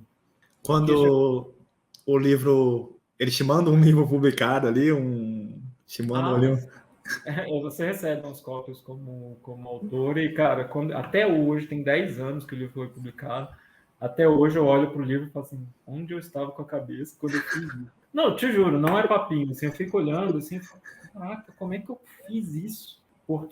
Mas foi a história do foco, né? E aí vem uma história antiga que eu contei aqui. Quando eu fui na FTD apresentar o meu primeiro manuscrito, e era manuscrito literalmente, lá do pretenso livro de geometria plana, ela olhou assim e falou, não, vou pegar uma pessoa aqui para alocar uma pessoa para ler o seu material, a gente vai fazer os comentários. Aí ela falou assim para mim, eu vi vários potenciais autores ao longo da minha vida, mas o que separa os autores publicados daqueles idealizadores, idealistas, é disciplina, né? Eu traduzindo, bunda na cadeira, aquela coisa assim de você ter essa seriedade, esse compromisso de sentar e escrever. Porque senão não sai, você só fica nas ideias. E escrever é trabalho, é muito legal, mas é trabalhoso. Isso fez uma enorme diferença. Se alguém tiver a pretensão de escrever um livro, o grande ponto assim, claro, saber do que está falando, gostar de escrever e disciplina, né? Ter esse rotina, né? De sentar, escrever, etc. Porque... É um negócio que é muito complexo mesmo, né? Porque você escreve, revisa, faz de novo, revisa, manda, é aprovado, não é, volta. Não sei se tinham as normas lá de como tinha que ser escrito, ou se depois passava por uma edição para fazer isso, né? Tem vários níveis de revisão, né? Tem os revisores técnicos contratados, são 2, no caso da Cisco Press, por livro, né?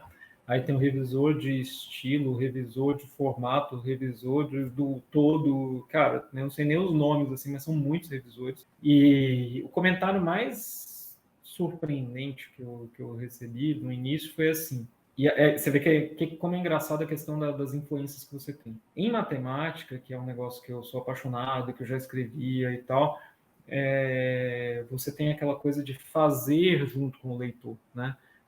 Tem até uma coisa que a gente fala em matemática, para fazer matemática você tem que sujar as mãos, você tem que pegar ali seu papel e sua lapiseira, seu giz e quadro negro e tentar fazer junto para você ir tendo as ideias. Então, num livro de matemática, você fala assim, leitor, vamos aqui agora deduzir é normal, você se solidariza ali com o leitor. Aí beleza, vamos fazer. Aí a primeira coisa que o cara que revisou meu primeiro capítulo falou, você está sendo muito condescendente com o leitor, você não tem que descer ao nível dele, você não pode usar nós e nada em primeira pessoa do plural. Você fala you the reader. Beleza, entendi. Mas é engraçado, né? Talvez fosse uma coisa de estilo da editora, mas ele fala, você não pode descer ao nível do leitor. Não sou eu que estou falando isso, tá? É a editora. Então, assim, foi um choque, assim, para mim, porque o meu estilo era outro, era de fazer junto. É engraçado que eu prefiro ser o estilo lá do matemática lá, né? Às vezes eu também ainda... A gente é brasileiro, a gente gosta de aglomerar. Pega na minha mão aqui e me leva, né, cara? Então, mas o cara falou isso, você está sendo condescendente, você não pode descer ao nível do leitor. E até curiosamente, em inglês, o condescending é bem isso, de descer ao nível, né? Então, foi curioso isso. Mas beleza, você se adapta, né? Isso foi ali 2010? 2009, e eu entreguei o meu último capítulo em, sei lá, entre janeiro e fevereiro de 2011, e em julho foi publicado no Fiscolive. E assim, você falou das revisões, você pega, por exemplo, você manda um capítulo, o que é a melhor estratégia? Esquece desse capítulo, vai para o próximo. Você só volta a olhar esse tempos depois para você ter esquecido, você está desconectado daquilo para você poder ter uma leitura externa. Você achar que vai fazer uma revisão de um troço que você acabou de escrever, passa muita coisa, porque você está meio que preso, viciado ali naquele texto. Né? Então, a estratégia é revisar em ordem inversa, assim, aquele mais distante primeiro. Eu tinha escutado isso de alguns autores de literatura convencional, não técnica, que é se deixar ali o livro descansar ali para depois você buscar e ler com a cabeça totalmente livre, né? Depois desse filho aí também, que foi o livro, né? Você já fazia as apresentações que eram para alguns clientes ou, né, os próprios eventos da própria Cisco, e você tinha me falado também que você foi também fazer Cisco Lives também fora do Brasil, né? O Cisco Live, para quem não sabe, para quem está escutando aqui, nunca ouviu falar de Cisco Live, seria ali um evento, acho que mundial da Cisco, né? Que ela tem ali uma conferência, né?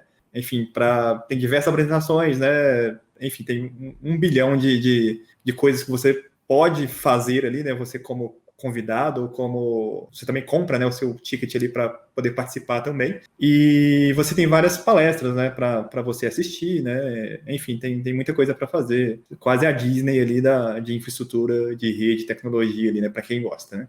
Aí tem a parte também de certificação, que a galera vai falar da certificação, tem a parte de tecnologia, tem a parte de inovação, tem muita coisa, segurança, né? E eu queria saber de você como é que foi participar desse tipo de evento e até da primeira vez que você participou, se você sentiu muita diferença, assim, se é um público mais difícil que o público brasileiro, assim, ou...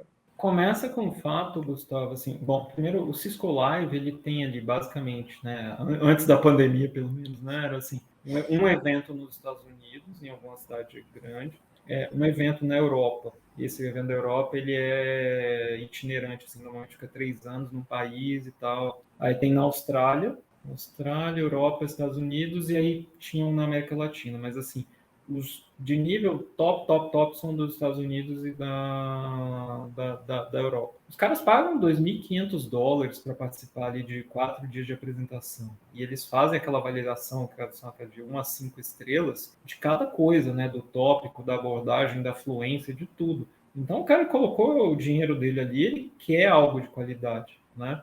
Então, assim, é uma pressão muito grande, muito diferente do que a gente vive aqui. Uma coisa que você aprende logo é nunca estoure o seu tempo. O gringo prima muito por isso. Se você estourar o tempo, o cara já destrói sua nota.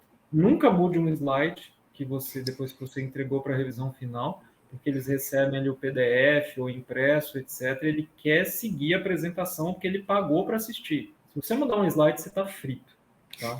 É sério, é sério. Mas o pessoal te deu essas dicas assim antes ou você foi Não, tem percebendo? um cara que é o dono do conteúdo, o dono do conteúdo de segurança e tal. Então é um cara que já passou, já tem aquela experiência ali, ele falou isso. Não estoure o tempo, não mude o slide. Então, assim, O tempo é você que escolhe ou eles te dão esse tempo para você falar? o tempo, você diz?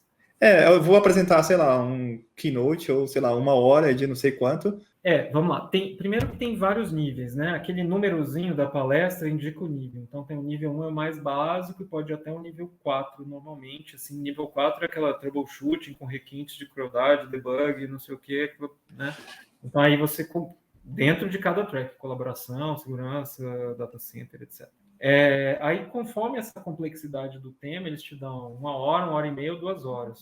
Né? A maioria das que eu fiz eram de 2 horas. Né?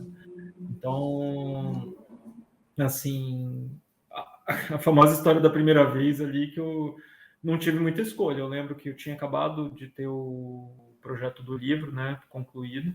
E aí eu conversei com esse conhecido meu que é francês, que era o dono do track de segurança do Cisco Live. E eu falei, cara, me ajuda. Eu morro de vontade, já apresentei várias vezes no Brasil, num evento que chamava Networkers, que era o precursor do Cisco Live. Mas eu tinha vontade de fazer uma palestra no exterior. Aí, não, vou dar um jeito nisso. Aí o cara que era o responsável pelo Cisco Live dos Estados Unidos falou assim, olha, o track de iOS Security foi destruído na avaliação, é o que temos para hoje. Você topa? Eu falei, claro, né? Assina a folha em branco lá e vamos. E aí eu tive que fazer do zero, né? E a terceira regra é construa seus próprios slides. Não, salvo rara exceção, os slides têm que ser seus para você ter a sua história para contar, toda coisa da linha de raciocínio. Aí é uma dica, né? A dica e essa é definidora, tá? Essa muda o jogo. Você tem um público que ele tem a apresentação na mão, seja PDF, seja impresso, né?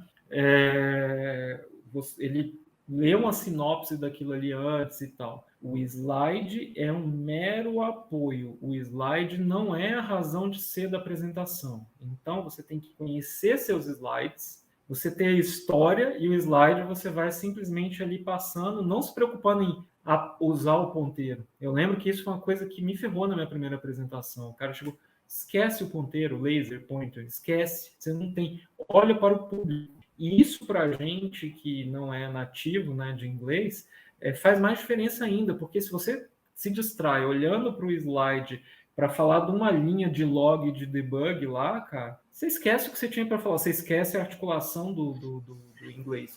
Porque por mais que você tenha estudado, esteja no dia a dia, você não tá, você não mora lá, né? No meu caso, eu continuava morando no Brasil, não falava inglês todo dia, toda hora. Então isso fez uma diferença enorme. E esse tipo de dica, esqueça o slide. Né? O slide é só um apoio, a sua audiência já tem acesso ao slide. Então, isso foi uma vivência. A primeira apresentação que eu fiz foi justamente a minha pior nota, né? Claro.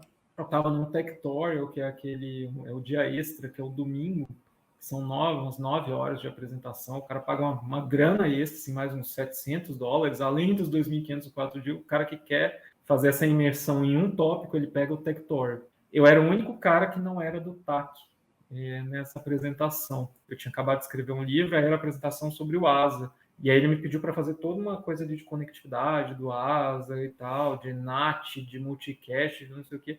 E eu não tinha essas dicas. E eu tinha uma hora, aí o dono da palestra, que era o engenheiro-chefe lá do TAC, o cara ficava olhando para mim, colocando a mão assim, apontando para o relógio e tal. Isso foi me estressando, eu estava preocupado, não tinha essa dica do laser pointer, cara, foi horrível. E aí na terça ou quarta, isso no domingo, na terça ou quarta-feira eu tinha a minha apresentação solo, e eu tinha que mudar o jogo, senão não voltaria mais, né, para lá. E aí eu conversei com alguns conhecidos, eles me deram algumas dicas, eu falei, não, então tá, vou preparar tal. Aí deu certo, eu fui super bem, e o fato de você ter tirado as notas boas ali nas suas palestras, né, eu fiz 2 vezes na mesma palestra de iOS Security, aí eles me chamaram para os próximos, aí eu fiz foram 3 anos, né, 2011, 12 e 13 nos Estados Unidos, e 2012 e 13 na Inglaterra. Eu peguei tanto o track de iOS Security como o de... Eles gostaram lá, eu propus uma apresentação inspirada num capítulo do livro, que era essa inspeção dos protocolos de telefonia. E aí essa foi interessante porque o comentário que eu recebi de todo mundo, tinha gente de muito lugar, na Europa principalmente, os caras falaram, cara, eu nunca vi esse conteúdo em lugar nenhum. Justamente, a galera de segurança não tinha um vocabulário de telefonia e a galera de telefonia não tinha um vocabulário de segurança. Aí ficava sempre aquele troço bagunçado. E aí os meus amigos da Cisco Brasília, quando eu fui escrever esse capítulo, que foi o mais difícil do livro, o cara que era de telefonia, ele chegou assim, não vou te dar uma call manager, porque vai estragar, a segurança só estraga as coisas, não sei o quê. Eu falei, tá bom, cara, não me dá um call manager. Faz o seguinte, clona uma imagem de call manager para mim, eu vou aprender essa jossa para poder eu fazer um call manager com segurança. Não vou estragar seu lado. Beleza. Então, assim, aquela história de você ir atrás e fazer, eu tive que me virar e foi legal.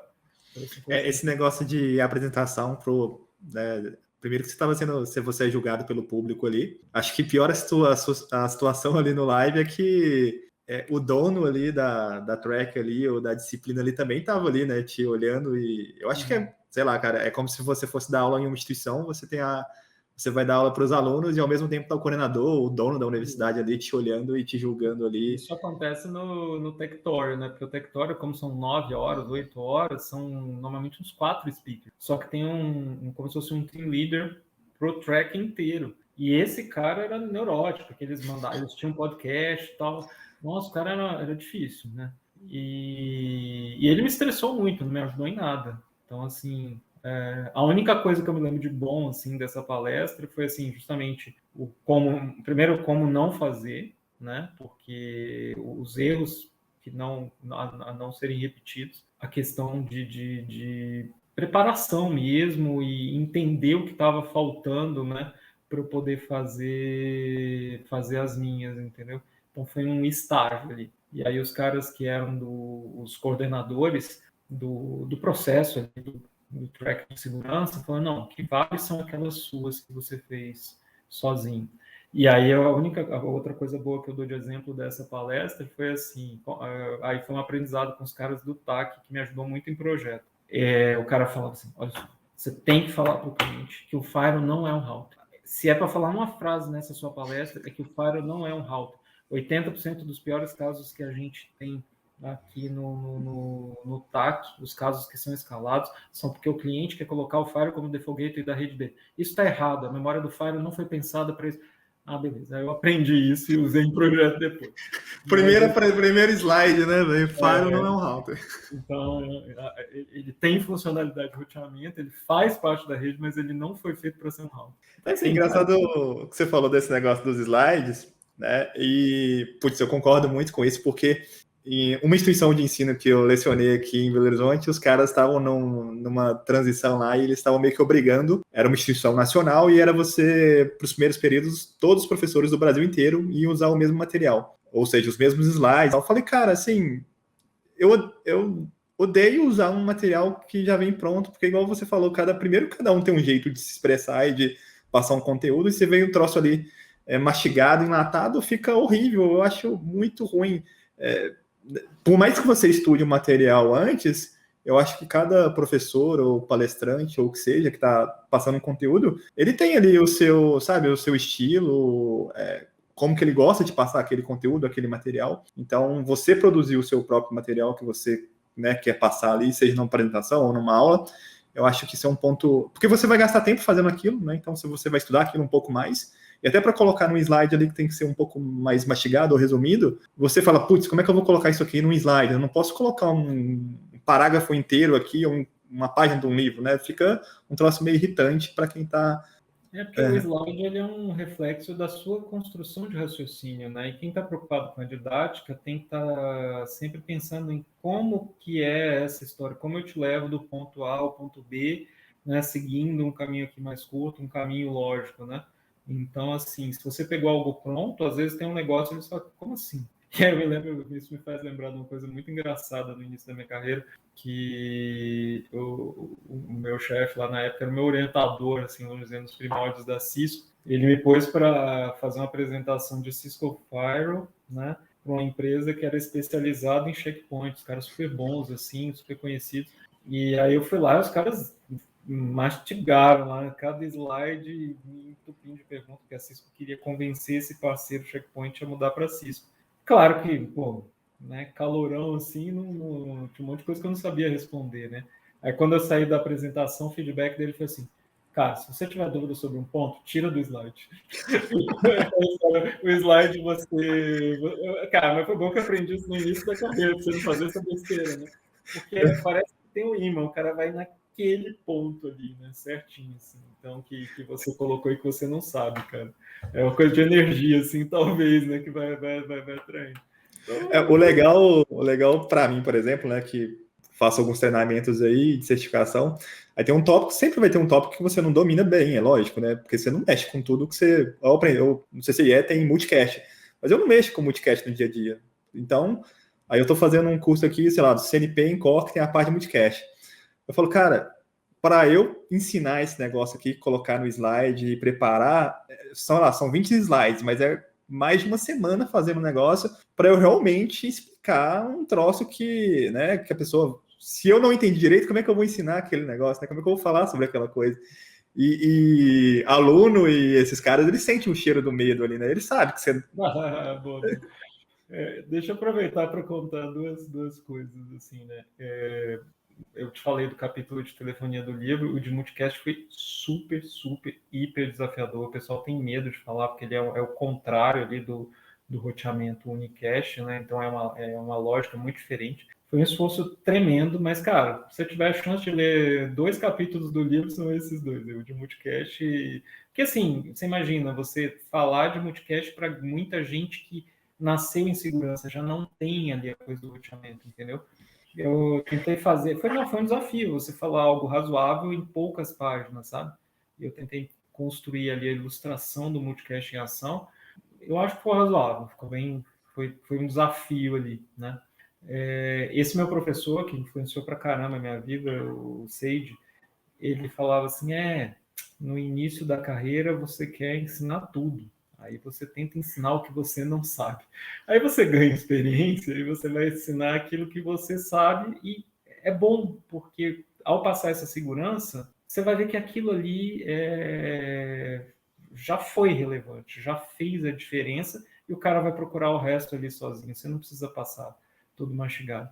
Uma vez eu lendo um prefácio de um livro de geometria que eu comprei na Espanha, o cara falou uma frase emblemática, assim, ele falou assim, olha, Em várias situações nós omitimos alguns detalhes para não tirar do aluno o privilégio de descobri-lo sozinho, porque isso faz parte do desenvolvimento e da aquisição de conhecimento. Eu falei, cara, que legal. Né? Então, assim, às vezes você não acredita nisso, você acha que o cara não sabia fazer, mas, assim, se for verdade, é muito legal, né? Você deixar algumas coisinhas para que o cara tenha o prazer de conquistar, né? Para quem está acompanhando aqui e tiver curiosidade de ver algumas apresentações de Scolive, eu vou deixar o link aqui na descrição desse conteúdo aqui. Hoje, as mais recentes, né? Eu não sei desde que ano, tem muitos que são gravados, né? E o acesso é gratuito. Tem várias apresentações lá que você consegue o acesso. E é muito legal de ver. É lógico que vai estar em inglês, né? Mas é bom que você treina seu inglês, para quem não acompanha tanto assim. E tem muita coisa legal, inclusive falando de própria certificação, né? O cara explica como é um CCIE, como é o exame do CCIE, como é um exame X, né? Então tem muitas apresentações também nesse sentido, não somente coisas técnicas. E igual o Alexandre falou, também tem vários níveis, né? Você pode, se você está começando agora, você pode pegar uma apresentação que é bem mais básica ali, e tem muito conteúdo interessante porque são pessoas do mundo inteiro passando conteúdo, né? E às vezes você não pega aquele tipo de conteúdo com profissional X ou Y, mas às vezes o cara tem uma explicação diferente ali que você consegue pegar. Inclusive tem muita coisa nova também de automação, tem muitos palestrantes lá do mundo inteiro, né, falando de automação, coisas como Python, assim, que normalmente a gente escutava só programador falar. Então tem profissionais de infra falando disso lá. E as apresentações são bem legais, assim. Se você pode baixar o PDF, inclusive, da apresentação, né, é bem legal. Para quem tiver curiosidade, o link vai estar aqui na descrição. E aí você ficou 16 anos, que é uma vida, né, na Cisco, né? E, cara, como é que foi a decisão ali de sair, né?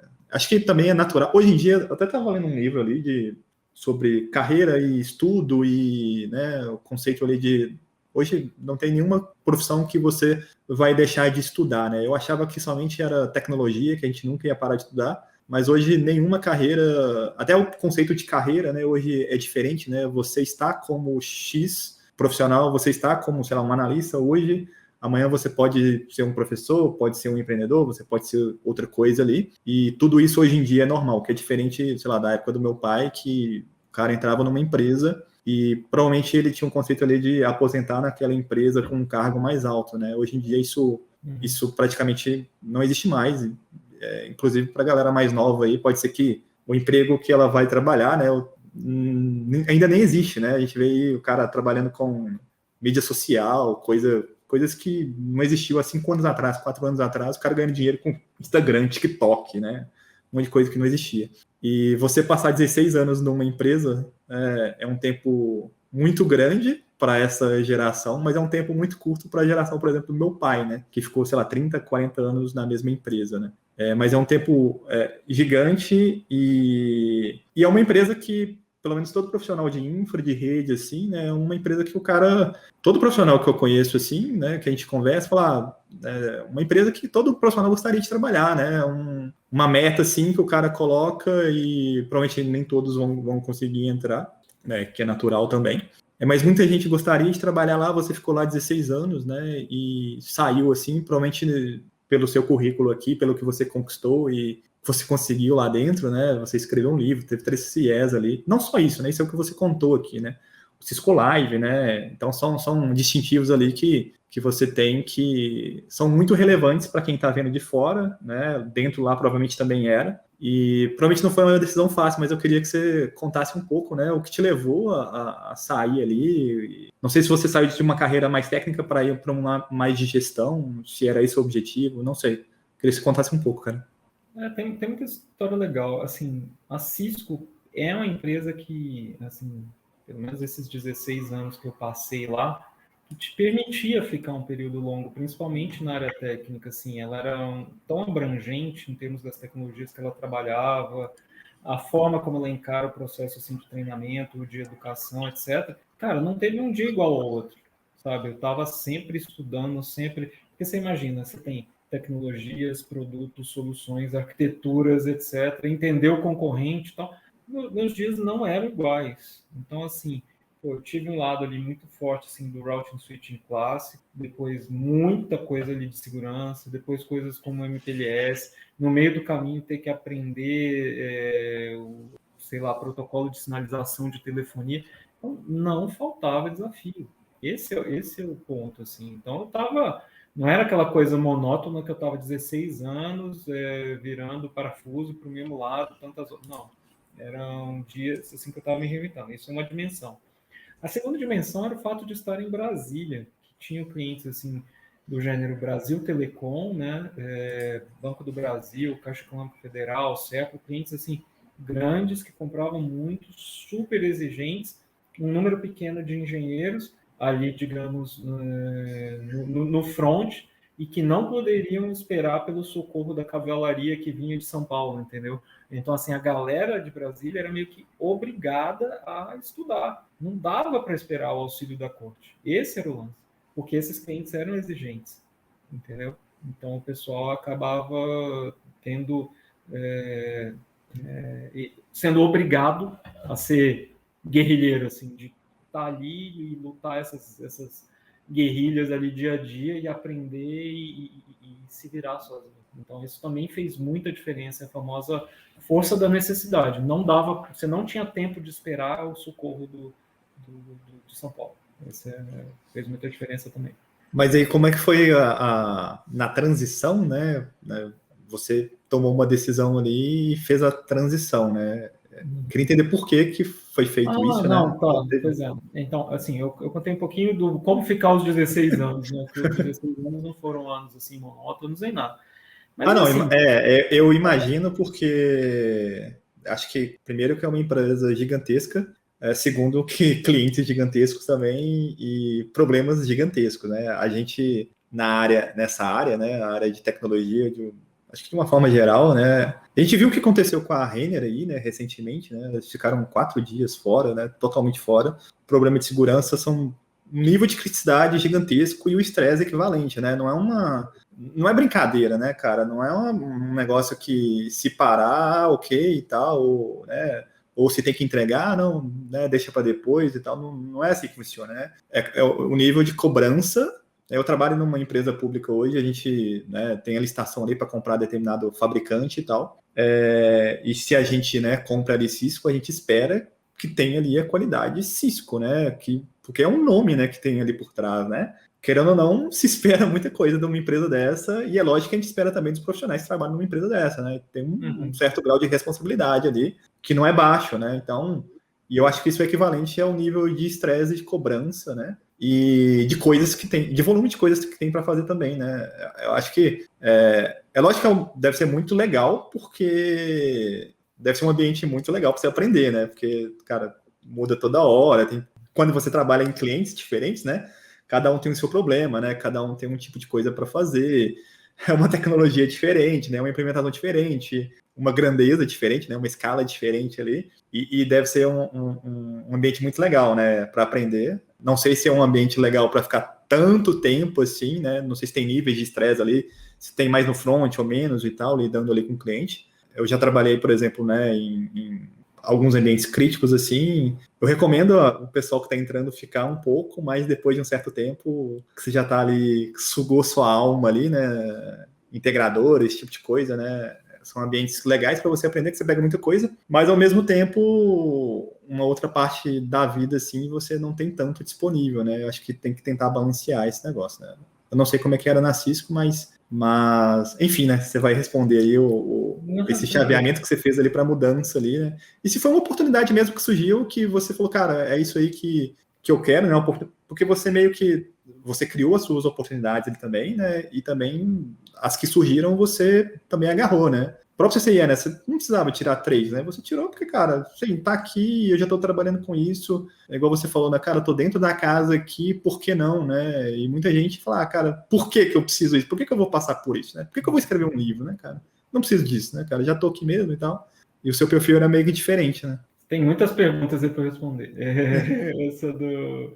Primeiro, assim, o porquê, né, de uma certificação, só aproveitando aí, a certificação é uma métrica não subjetiva, isso tem muito valor, tá? Eu me lembro de uma situação que eu vivi em que, fazendo entrevista para ir para Cisco no exterior, que o cara falou, mas era uma vaga para os bancos do Canadá, aí o cara pegava e falava assim, aí eu mostrei, bom, eu atendi a Caixa, Banco do Brasil, não sei o quê, aí o cara desprezou isso tudo, não, mas você tem 3 CCIEs, eu sei que você vai aprender qualquer coisa. Então, assim, ele não dimensionava a importância que tinha um clientão nosso aqui, porque para ele o dele era mais importante, mas ele sabia a métrica não subjetiva. Então, esse é um ponto importante. Quando eu recebi o convite da Teltec, eu realmente, aí, 16 anos, tinha tido essa realização do CCIS, de ajudar a montar um escritório aqui em Brasília, de atender clientes grandes, a história do livro, o blog, esse escolar, e percorrendo um espectro muito grande ali de tecnologias diferentes, de aprendizado, eu falei, cara, quero algum desafio diferente. Então, eu estava concorrendo para uma vaga na Cisco no exterior. Eu estava já analisando, começando os processos de seleção.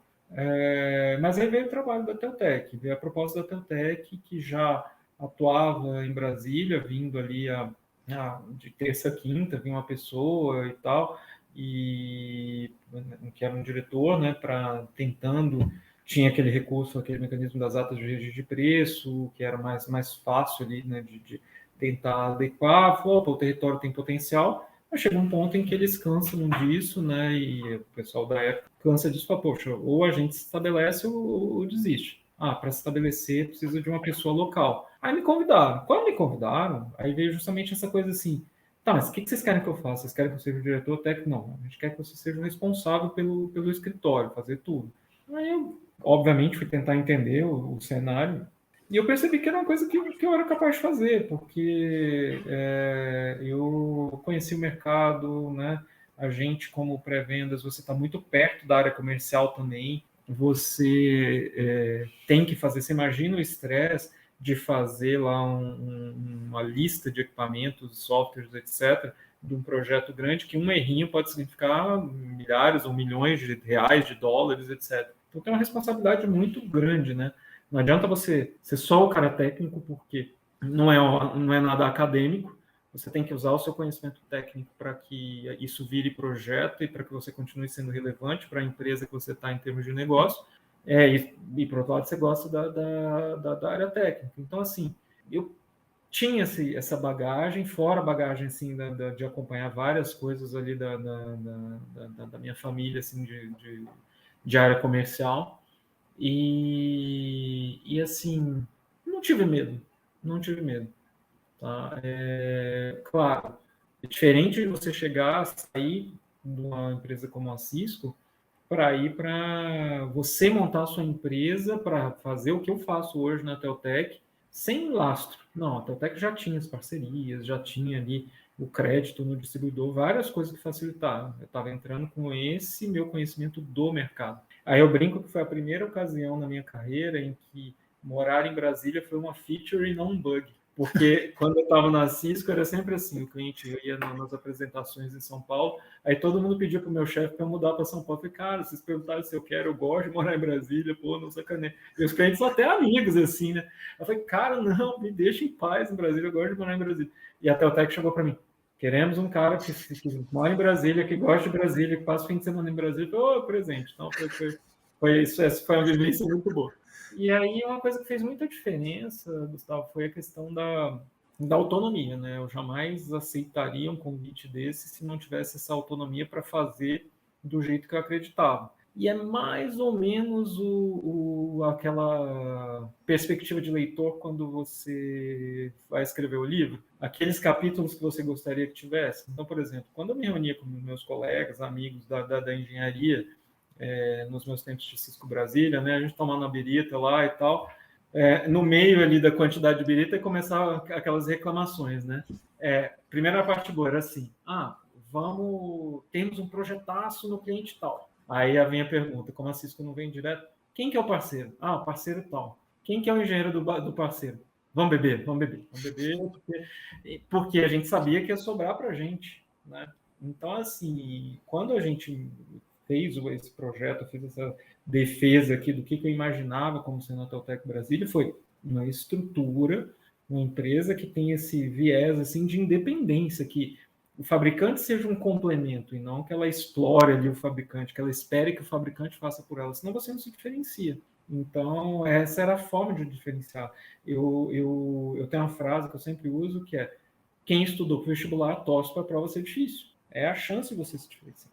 Então, é bem isso. Nesse mar de parceiros que a Cisco tem, que é um desafio, é bom para o cliente, mas é ruim para os parceiros, o excesso.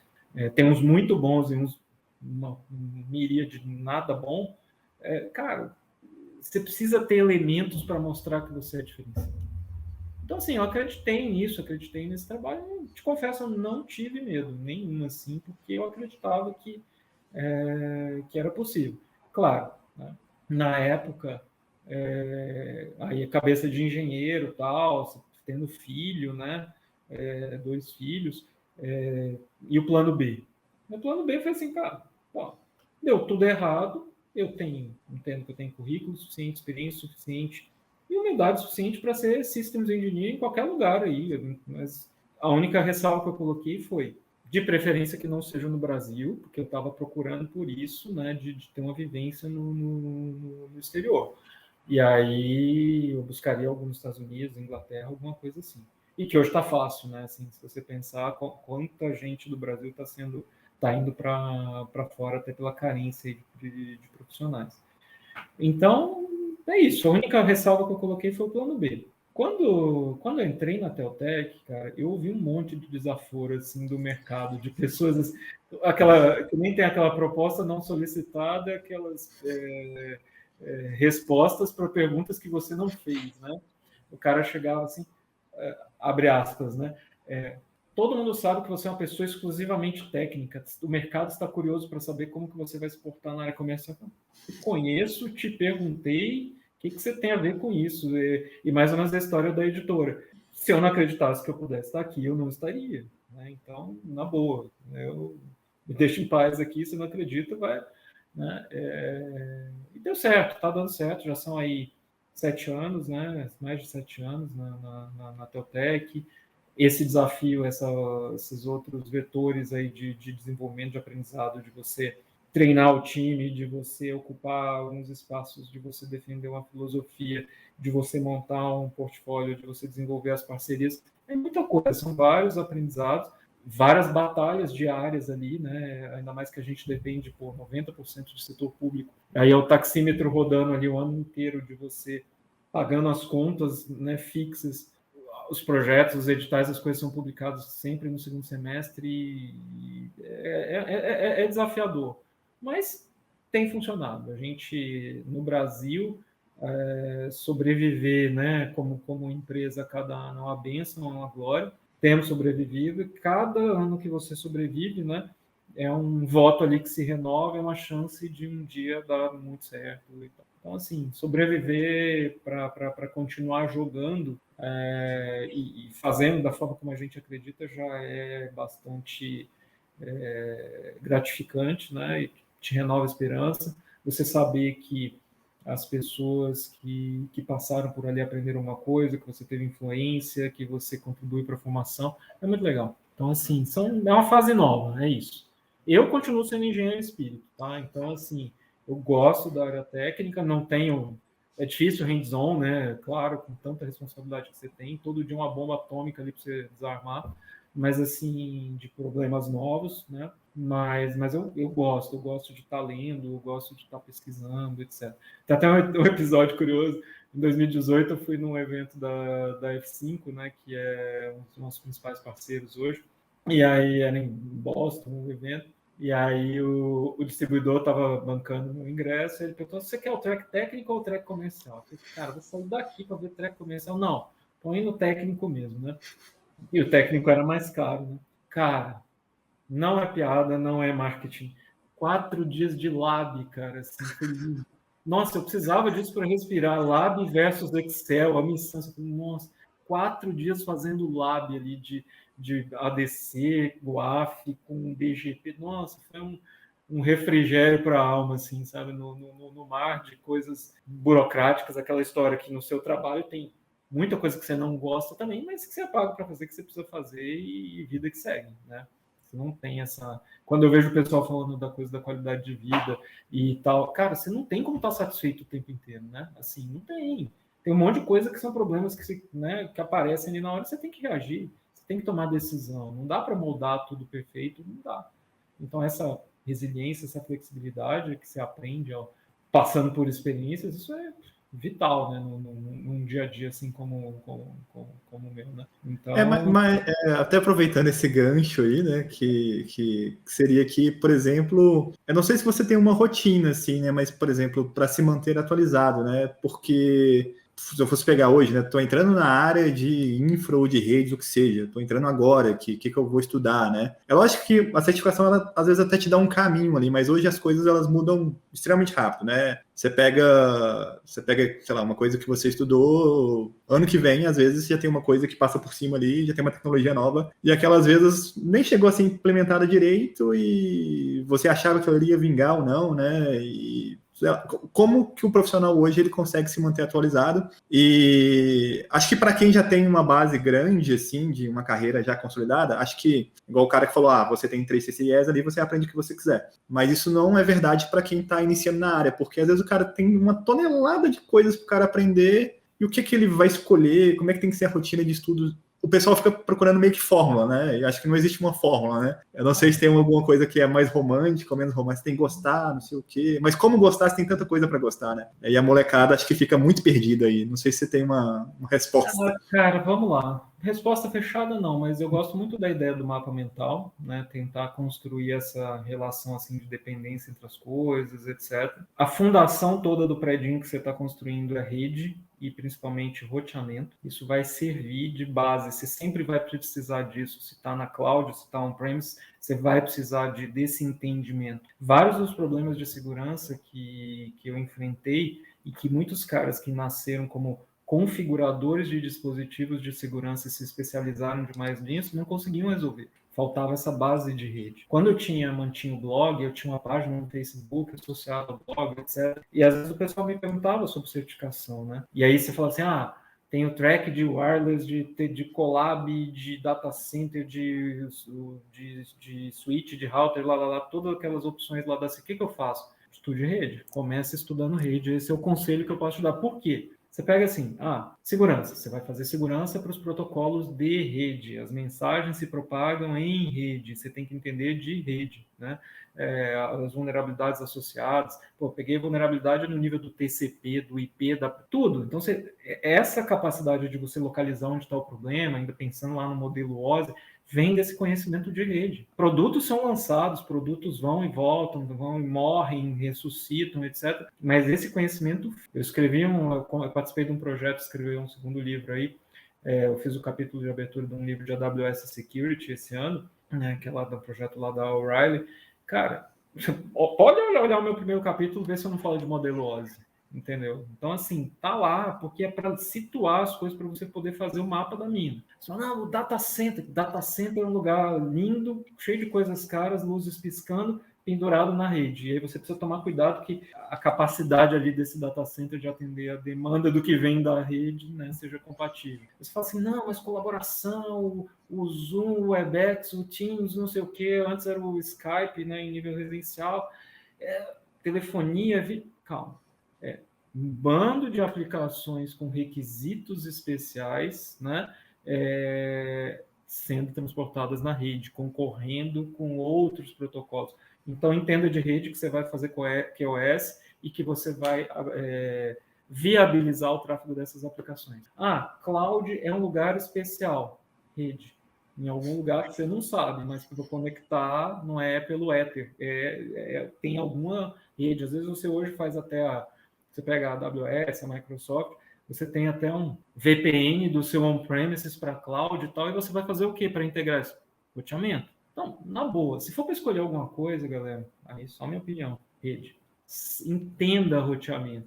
E não é configurar, entender conceito. Entender conceito. Às vezes em que eu precisei, na minha carreira, ir lá, dar cara a tapa em cliente, no tempo Cisco, etc., para fazer um troubleshooting, o conhecimento que me serviu foi de rede. tá? Porque é isolar o problema, localizar em que camada está, etc. Então, assim, isso te ajuda a fazer o mapa da mina. E, claro, busca uma especialização. Eu acho que rede, conhecimento de rede nesse mundo nosso, é mais ou menos aquela história do clínico geral. Você tem lá, olhar ali para o paciente e ter essa noção do todo.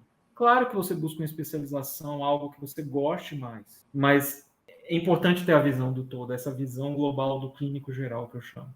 E isso é rede. Sem medo de ser feliz. Né? Não precisa concordar, mas eu te digo que continua sendo assim. Hoje tem uma vantagem, né, cara? Como você é responsável pelo escritório, todo mundo sabe que você não tem tempo, os meus engenheiros lá falam assim, cara, vem, que negócio novo, não, beleza, tal, tá, mas explica aí. Aí você já tem a noção. Por quê? Tanto nome de protocolo que você estudou ao longo da vida, que você já tem o vocabulário, você já sabe como as coisas se conectam. E é dentro daquela história que nada se cria, tudo se transforma, várias coisas que aquele cara que começou na área hoje vê como revolucionário, fala, eu já vi um pedaço disso lá, um outro pedaço ali, você junta uma pitadinha de sal e criatividade ali e é o protocolo novo, entendeu? Então, assim, você pega, por exemplo, a SD-WAN, vou só dar um exemplo prático. SD-WAN, tal, inteligência, resgatando a inteligência de roteamento para ponto, para você poder usar links mais baratos, poder colocar a aplicação, usar um link específico, beleza. Aí você vê assim, no caso da Cisco, por exemplo, tem um protocolo que foi criado, que faz a mágica, chama OMP, Overlay Management Protocol. Eu fui na apresentação de Cisco Live nos Estados Unidos, aí os caras que vieram da empresa que a Cisco comprou, explicando a lógica lá do OMP. O cara pegou as coisas legais do IPsec, do BGP, do ASPF, do BFD, lá, juntou uma parte que faltava, mas colocou isso como uma coisa só, né, um protocolo que tenha todos, e fez a mágica, fez o cérebro do negócio. Né? Deu um nome legal. Então, assim, mas aquela história, e deu essa visão assim de simplificar o uso, você não precisar saber todos individualmente. Mas para quem sabe ali o negócio individualmente, porque você teve essa bagagem, você consegue entender. Né? Então, assim, eu acho que os caras de rede vão acabar sendo os dinossauros que nem a galera do COBOL, entendeu? Mas assim, mas é um conhecimento muito útil, porque o mundo está conectado em rede. Então, assim, vão lançar tal coisa. Ok, você consegue entender. Eu acho assim que é o conhecimento mais útil, assim, prático de carreira, né, desses quase 24 anos aí de carreira, que é o conhecimento de rede, principalmente o roteamento. Cara, foi muito bom, porque não fui eu que falei isso, porque eu falo isso toda vez pros moleques, e é bom ter outra pessoa falando também, ainda mais com as suas credenciais, porque, tá vendo, pessoal, não sou eu que tô falando, é o Alexandre que tá falando também. Primeiro, mais um distintivo aí, né, que é o mestrado em matemática, que você, nessa loucura toda ainda, aí, conseguiu conquistar, né? Sobre gostar de lecionar, você já, né, falou aqui que gosta, né? Não sei se você tem planos aí de uma carreira acadêmica aí, talvez, no futuro, ou lecionar alguma coisa, ou fazer um canal no YouTube, né? Você tem um blog, né? Não sei se você está populando, né? Não é mais ativo, né, o blog, infelizmente, porque, assim, tem uma parte boa aqui, que é o seguinte, eu sempre fui apaixonado por matemática, mas você lembra como eu contei no início, eu não podia dar aula porque eu estudava na escola pública e o professor falou, não seja professor. Né? Quando eu escrevi o livro da minha área, ou seja, de uma área em que você é conhecido, você já tem essas credenciais a esse respeito do mercado, isso também me credenciou como autor publicado. Lembra aquela história da disciplina que você precisa para chegar até o fim do projeto de um livro. Isso tinha o lado da realização, do download do cérebro, de uma coisa que você estudou muito ao longo da sua carreira. Hoje eu não escreveria esse livro, sério. Mas, por outro lado, já olhando para frente, projetando essa experiência de um dia escrever livro de matemática, que é um sonho. Enquanto eu estava fazendo, como são projetos muito pesados, né? Projeto de um livro ali, muita dedicação. Quando eu estava escrevendo o livro de Firewalls, entre 2009 e início de 2011, cara, eu me sentia nos Alcoólicos Anônimos, assim, que era a cada dia eu recebia aquela fichinha, estou há tantos dias, tantas semanas sem tocar em matemática, porque eu não podia, porque se eu desviasse o olhar para a minha estante de matemática, que é 70% dos livros que eu tenho, eu não acabava o projeto do livro. E aí, de repente, eu estava naquela super produção no blog, né, estava tendo, sei lá, 700 acessos por dia ali naquela época, 2011, para um blog tech, 700 usuários individuais por dia. Foi muito legal, assim, né? Aí, de repente, eu vou para essa jornada do mestrado, para conquistar as credenciais ali do mundo da matemática, e aí começa a ficar difícil, porque eu tinha que conciliar isso com o meu trabalho, fazer ali uma matéria por semestre e tal, um negócio tenso. com o pouco tempo que eu tinha, e aí o blog vai ficando de lado, e aí você vai vivendo daquilo que você tem ali do dia a dia, para poder se dedicar a outro processo. Foi aí que o blog foi ficando de lado, porque ou eu fazia direito ao mestrado, ou não ia ter nenhum dos dois. Então, assim, uma coisa que eu faço questão de falar é que, engraçado, eu fiz ali, eu amo matemática, mas fiz engenharia, né, pelas razões que eu já contei, e gosto, não me arrependo, foi uma bênção na minha carreira. A galera que se graduou em matemática tem um preconceito enorme com os engenheiros. Eles falam assim, os engenheiros não têm rigor matemático, eles vão coxambrar as coisas e tal. Então, o mestrado tem vários componentes. Tem essa coisa da realização, do aprendizado novo, do convívio com essa comunidade e de pagar o tributo para a comunidade matemática que fez a graduação original que você é capaz. E o dia que você quiser, assim, vou publicar meu livrinho para contribuir para o ensino aqui, né, do seu filho que está lá no 2º grau, não diz que eu sou só engenheiro, entendeu? Respeita que, eu paguei o imposto lá de me submeter a um processo, ter o carimbo ali, a credencial da matemática. Então, tinha isso também. Então, você tem a credencial formal daquela área, eu consegui a credencial de autor publicado pelos outros livros da área de informática, né? E juntando isso, eu espero que um dia eu possa pegar e fazer esses trabalhos em matemática. E aí eu lembro do Raul Seixas, né, que ele fala lá dois problemas se misturam, a verdade do universo e a prestação que vai vencer. A prestação que vai vencer é aquela coisa, por um lado ela te estimula a ser criativo, porque é a história do instinto de sobrevivência, mas por outro lado consome seu tempo, né? Então o desafio que a gente tem é justamente esse gerenciamento do tempo, o que passar na frente, o que priorizar. Eu espero que um dia eu possa contribuir de alguma forma. Meu sonho assim, é poder ter um centro de estudos, né, de matemática para ajudar realmente pessoas ali, que encaminhar a gente, assim, principalmente mais carente, etc., né, e que tem interesse, que seja esforçado, que queira estudar. Se eu conseguir fazer isso um dia, tá, eu vou ter passado por essa vida e me sentido realizado, porque dentro de mim eu tenho um senso assim de missão, de vida ligada à educação, de verdade. Eu exercito isso diariamente com a área de redes, nas minhas interações normais de trabalho, mas já tenho essas aulas pontuais e eu espero, ao longo do tempo, poder ir crescendo essa parte das aulas, muito mais no sentido de contribuir, realmente. Alexandre, queria agradecer imensamente o seu tempo. Eu postei no meu Instagram lá, que eu faço algumas divulgações, assim, né? Eu tinha postado só o print, assim, do LinkedIn ali, uma parte do LinkedIn. Eu falei, vou conversar com esse cara aqui. E aí você tem uns fãs, não sei se você conhece, tem uns caras que começaram a comentar lá, você vai conversar com o Alexandre e tal, o cara não sei o quê, trabalha na Teutec também, não sei o quê, cara é foda, não sei o quê. E a galera começou a comentar lá, não sei se você sabia se você tinha esses fãs.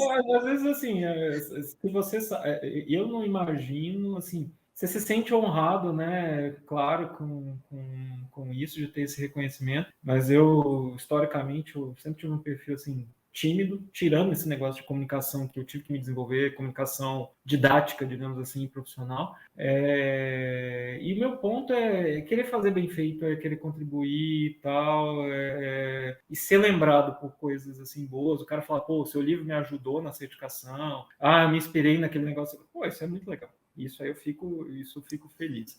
E quando você chega assim num lugar, às vezes num cliente, o cara ainda tem, não, no seu livro aqui, você se amarra, assim, né? A única coisa que eu brinco com o pessoal, assim, cara, não vem pedir para eu assinar o PDF daquele negócio pirata lá que você não me deixou ganhar os direitos autorais lá. Sacanagem, né?